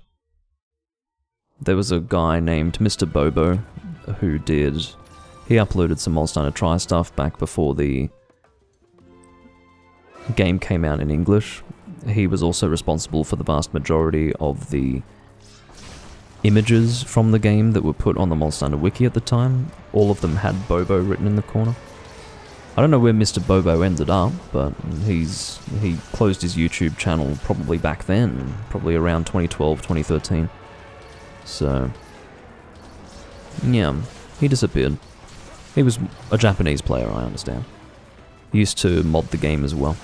I remember he had a video with a Crimson Lagiacruz and a mini Devil Joe, like a tiny Devil Joe. And again, that was before Try came out in the West. So, it was good fun. Didn't actually, you know, commentate or anything like that, but he was an uploader. I didn't actually engage so much with the community back then. In terms of like YouTube and things like that. Is that a mount? It sure is.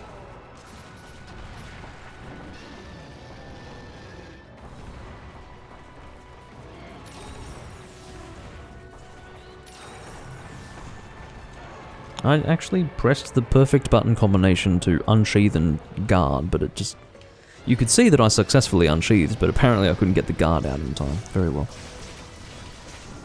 And he's dead, after all that. So it turned out that the mount actually delayed us unnecessarily. Sad.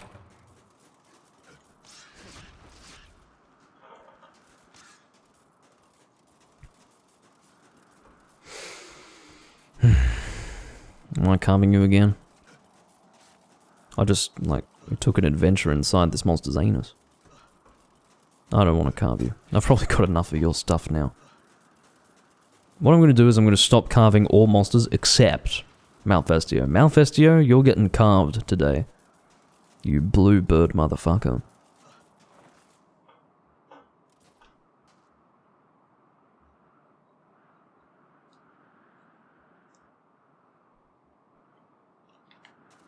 Look at this fucking loadout. How nice does that look? How good does that look? Fuck me. It's the standard chakra chest piece. Works really nicely. It's a mixture of Maloha,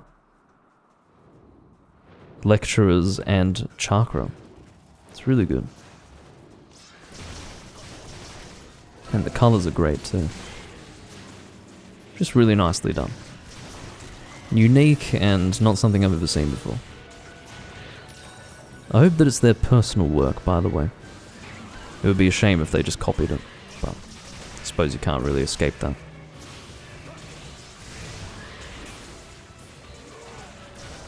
Can't entirely get around it.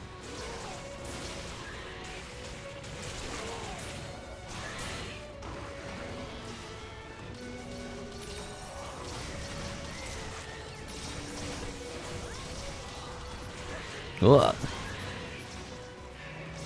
Yeah, I watched a lot of the... well, I was more invested in the Monster Hunter podcast than I was the actual Social Dissonance channel. I'd recommend if you'd like to find the Monster Hunter podcast compilation. It is a 6.5 hour long compilation of about 115 episodes of the Monster Hunter video podcast. And I did it back in 2015. So there's one where there are, I believe, 6 parts uploaded, maybe 5. I think it's 6 though. But there's also one that I uploaded, I think in 2018, that was one single video of the whole thing. And I'd recommend watching the really long video, the one single video, because that one should be in slightly higher quality. So, yeah. I put a lot of time and effort into that one.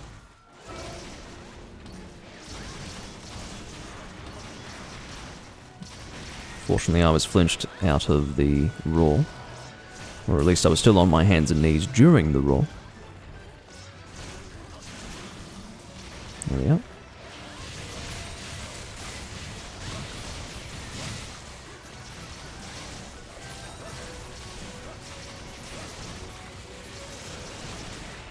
Ow.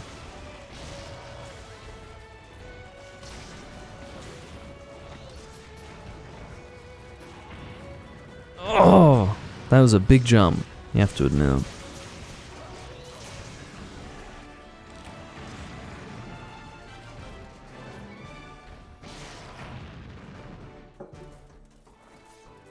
Did I carve Malfestio? I did! I swear you know what? I carved that Malfestio subconsciously. Fact. My brain was like, okay, he really wants this stuff, so I'll carve it. Just for him.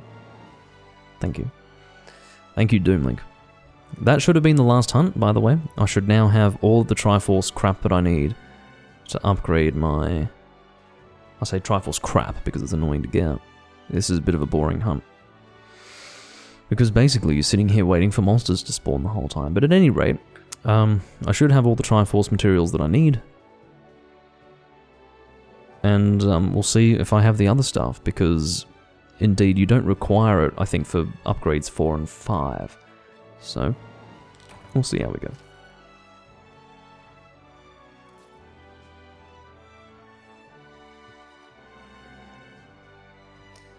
Zombie virus, there is no expectation of interaction. If there was expectation of interaction, I'd be disappointed in at least half of you. At least half of my total audience would fill me with disappointment if there was any sort of expectation of interaction. And I'm talking about the people who do enter the chat. We're not even talking about the people who never say anything, so... Yeah, you don't have to apologize for being in a quest. You're perfectly entitled to be in a quest. Which therefore means you can't communicate.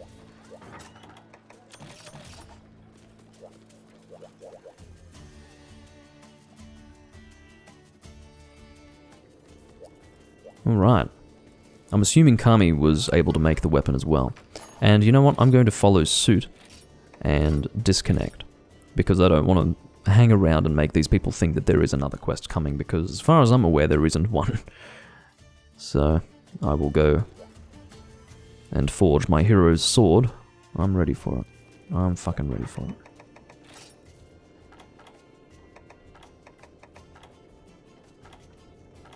Where is it? Here we go. So let's edit the name. Hurry up. Now, can I change the language? Is that possible? Here we go. Yeah, that's what I want to see. We want this one. No, okay, fine. I'll do it like this then. We want katakana.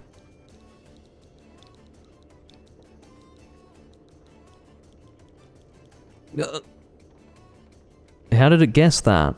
It guessed Link's name. All I needed to do was type Ri in katakana and it guessed his fucking name. How dare you! It won't even give me... How dare you give me question marks for Japanese characters? Fuck you. Why? I'm actually repulsed by what I'm witnessing. You give me the option to change keyboards, and then apparently because either my game... The game is non-Japanese, so they don't actually have Japanese characters available to be used. Fine. Congratulations. Like, go fuck yourself. I can't believe it. Fine, I'll just do Link then. I really wanted to have his Japanese name in there. Fuck me. That's like not okay.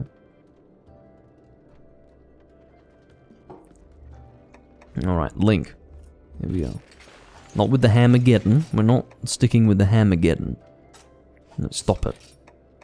I want the hero's sword, please. There it fucking is. Yes! It's put in the scabbard properly. Now that is fucking cool. Ladies and gentlemen, it has taken me a long time. I mean, this game came out a while ago. It's taken me a long time to experience this, but this is fucking cool. And he's left-handed. Oh. My absolute giblets are tingling right now. Whew. Where have I been my whole life? I mean, this is a very tan and buff and masculine Link, but fucking hell. Like, this is... Obviously, it's my character dressed as Link, but come on, that's really cool. That's really cool. Alright, let's upgrade this fucking sword. I feel really good about this. I was technically afraid that that scabbard was just going to awkwardly sit on my back while the Master Sword was at my waist. But no, it's actually properly fucking sheathed. I'm so glad that they took the extra effort to do that. I was ready to go on a tirade about how unacceptable it would be for them to give you a scabbard on your back and then have the Master Sword as a sword and shield and then not go the extra mile and have a unique appearance for it, where it is actually sheathed on your back. Thank you for doing that, Capcom. It is much appreciated. Oh, I have a few gems. Oh no, I have to part with one gem from each of them. No! I think I can manage. And now we move into commendations, etc. So that can upgrade just fine. Brilliant. And that is the final upgrade. It requires a large Elder Dragon Gem, a Conquest Sphere, and 2 other items, which are easy to come by. Seemingly. I've got 99 Accolade Double X's. Or double cross. I guess accolade double cross is how you'd read that. But anyway, here we are. Fully upgraded fucking Master Sword. This is the loadout. Good enough. Can I make use of that triple slot? No, I can't. It's a little unfortunate, but whatever. This is a fucking loadout if ever I've seen one. This makes me happy. I'm going to do one more hunt, guys, so that I can make use of this. Don't create a hub. Search for a hub. What's great is that because it's non-elemental, I can use this wherever I want. Actually, what is the damage? 330, that's not too bad. It's not great. It's not great at all, but it's definitely not literally bad. Comparatively speaking, it could be better, but it's not bad, it's just appropriate.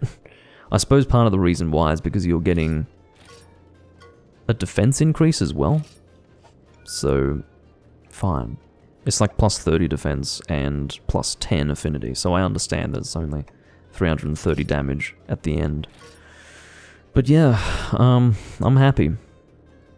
The effort was worth it, and I do thank Kami for his assistance in getting that. That was really good. Very much appreciated. I mean, at the end of the day, he was trying to make it as well, but I have a feeling that he probably got everything he needed just before I did, so he stuck around to help me. And even if he didn't, I appreciate him joining in for that little farming session. Check this out. Fuck yeah. Oh yeah, old gen heartthrob. I was supposed to fix that. Old gen heartthrob. Well, I'm not committed to being a heartthrob. I'm going to check other titles.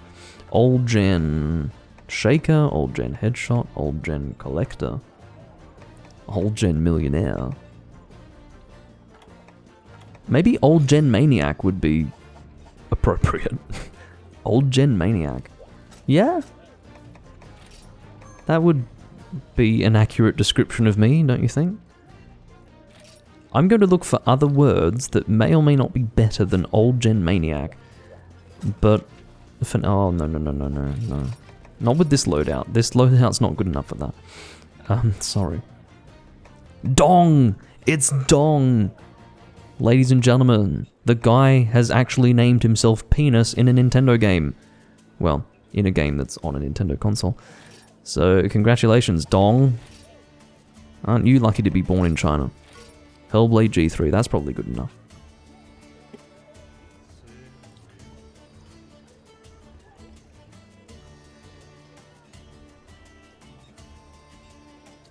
Well, still, I appreciate that, Kami, for you doing another hunt with me. It's much appreciated. Alright. I'm happy to be the... oh, we've got an HR10 here. What I'm going to do is join Hellblade G3, that's fine. And what I'm going to do is go through... Don't send guild card, I'm not that impressed about my new title. Old Gen... Old Gen Gem. How about that? Hold on. Old Gen Gem. That's quite funny. Hold on. Where is Maniac? Okay, we're going from here. Old Gen Millionaire. Old Gen... I do like Old Gen Gem. That's kind of funny. But, I don't know. Old Gen Territorial? I guess I'm territorial about Old Gen. Old Gen Underdog. That's probably slightly accurate as well. Old Gen Crazy, yeah. To describe how I feel about it, yeah. Old Gen Big Bang, okay. Old Gen Heavyweight, nah. I'm not a heavyweight. Old Gen McGee, what? Old Gen McGee, okay. It takes me back to the late 2000s, quite frankly. Not just the late 2000s, the 2000s in general, just adding McGee on to things for fun. What about this Hunt Rank 10 guy? Can he not join? No, he can't. Are we going to kick him or what? Noctmare seems to be quite content to just let this guy waste his time. I personally would like a group of 4. So I guess this is an opportunity to keep checking through titles. Alright. Old Gen Rainbow? Old Gen Executioner? Old Gen Reborn? No, that's never going to get reborn. That's dead forever. Well, not dead in the sense that we can't go back and enjoy the old gen games, but dead in the sense that Capcom doesn't care about it and would rather pander to idiots. Old gen Tyrant. Old gen Beautiful, that's true. Old gen Babe. Hoo-hoo. Old gen Elitist. No.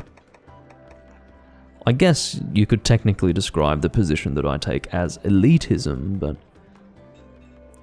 if that is factually accurate, then it means elitism isn't automatically uninformed and unfair. It can in fact be informed and fair. And damn well fucking true. Old Gen Gourmet. Old Gen Weakling. Old Gen Teacher. Nah, I wouldn't go that far. I guess I teach people about old gen who haven't played it, but it's still weird. Sort of. That's a bit weird. Old gen Killer, old gen Successor, Psychic.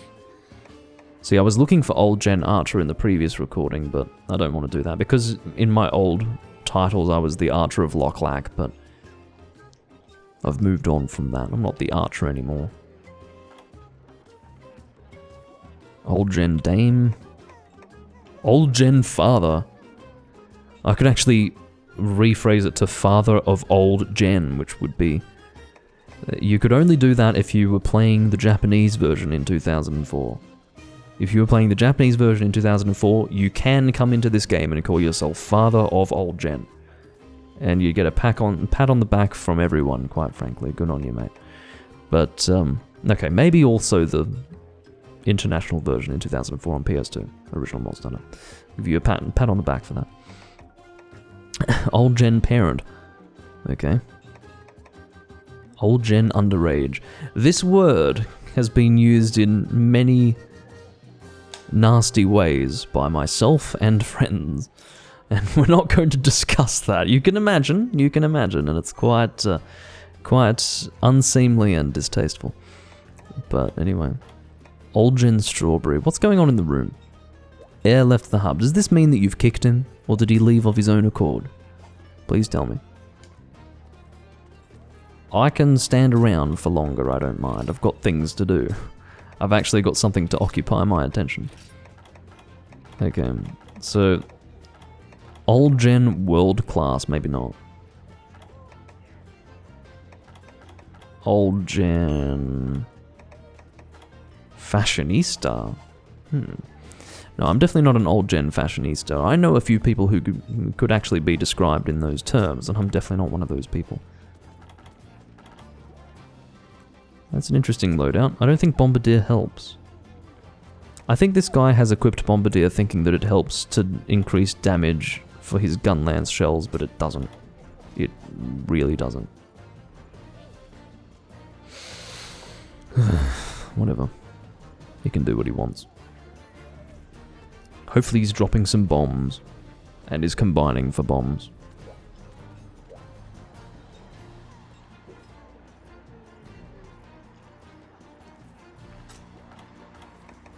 I think Feline Pyro increases the damage of gun lance shots, but that's a food skill. So...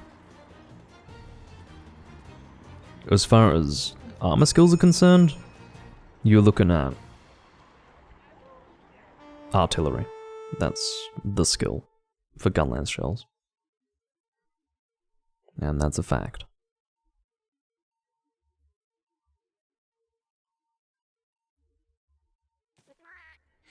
Damn it. After all that, I was so distracted that I forgot to eat. It's alright. I'm not happy about it, but I'll live with it. Oh, this is so cool. Look at me. Yeah. That's a little bit of a shame that... Oh, well, I mean, that would be a lot to ask, wouldn't it? A special animation for sheathing? Nah. That would be way too much to ask of Capcom. And I don't say that in a nasty, sarcastic way. I genuinely mean that would be a lot to ask. Just of one loadout, of one weapon. A special sheathing animation that does this instead of, you know, going behind the back. But, yeah, it's fine. I don't mind. I'll take what I can get, quite frankly. I don't want to split up into two groups. I really have no desire to do that with a loadout like this. This is not even close to being an optimal loadout. It's fine, but it's not optimal. And certainly not the sort of thing that I want to be using against this one monster. While I've got only another guy backing me up. Like one other guy backing me up. Oh, that's right, I've got high grade earplugs. I need to remember that. What is my damage with... Well, 350 with Challenger plus 2. I should remember that. I've got attack up medium and Challenger plus 2, and I've got 350. That makes it a little better. But still. Imagine how much damage I'd be doing if it were a good weapon from the start. That's where things get dangerous. Try not to think of it that way. I raised my shield! Fucking hell. I really don't want to split into two groups. This is so... pointless. And this guy has shitty internet. I think. Seems like it. Yep, not doing it. Fuck you, man. Your internet sucks. You can go and solo it if you want, but I'm not doing it. I won't have any of this.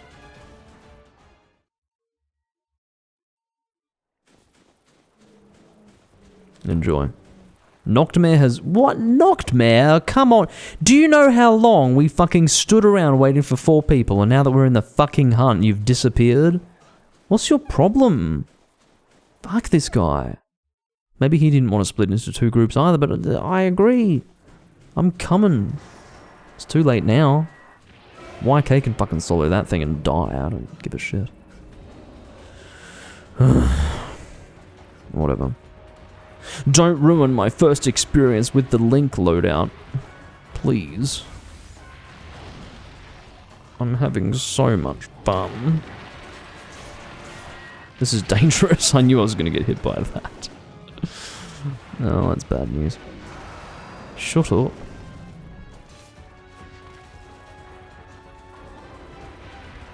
Just leave me alone.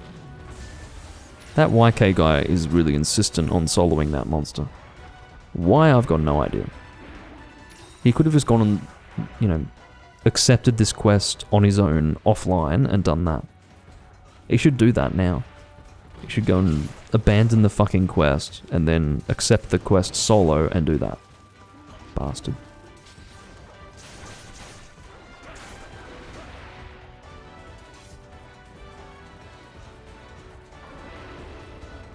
What are you doing? Goodness sake.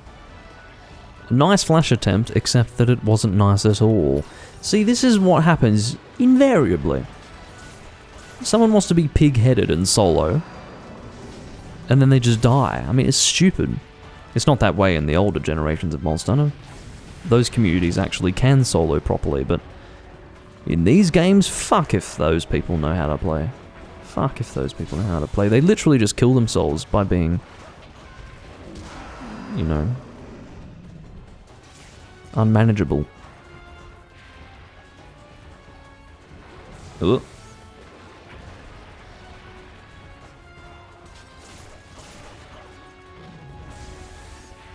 Well, I think my shield was facing in the right direction in the event that it was within range. I hate you, by the way. Glavinus, I really hate you. I'm not in the mood to fight you right now. That's what I've decided. But because I'm a good sport, I'm going to keep hunting. Hey? This fucking YK guy. He actually wants to go back and fucking solo. He has chosen. His pride must be on the line or something. He didn't want to come crawling over to us. He wants to go back and solo the monster. What a fucking loser. I don't care about your pride. Get over here and we can have a proper hunt instead of you wasting our time. Prick. It's unbelievable. No, I've got this, guys. Just sit tight, I'll fucking solo it, I'm a hero. I don't care. I'd rather hunt with 3... No. Nope. Not doing that. You gotta be kidding me. You've got another person with you and you're still dying. Bastard. Unbelievable. Well, Happy New Year, everyone. That is the last recording of 2022. It's official. I thank you all for watching. This has been a really long VOD. This is going to be like a almost 4-hour long VOD, I think. But I bid you all farewell for now. And I'll see you next time I'm playing Monster Hunter. I'll see you in 2023, actually. And, yeah, thank you for watching. Bye-bye for now.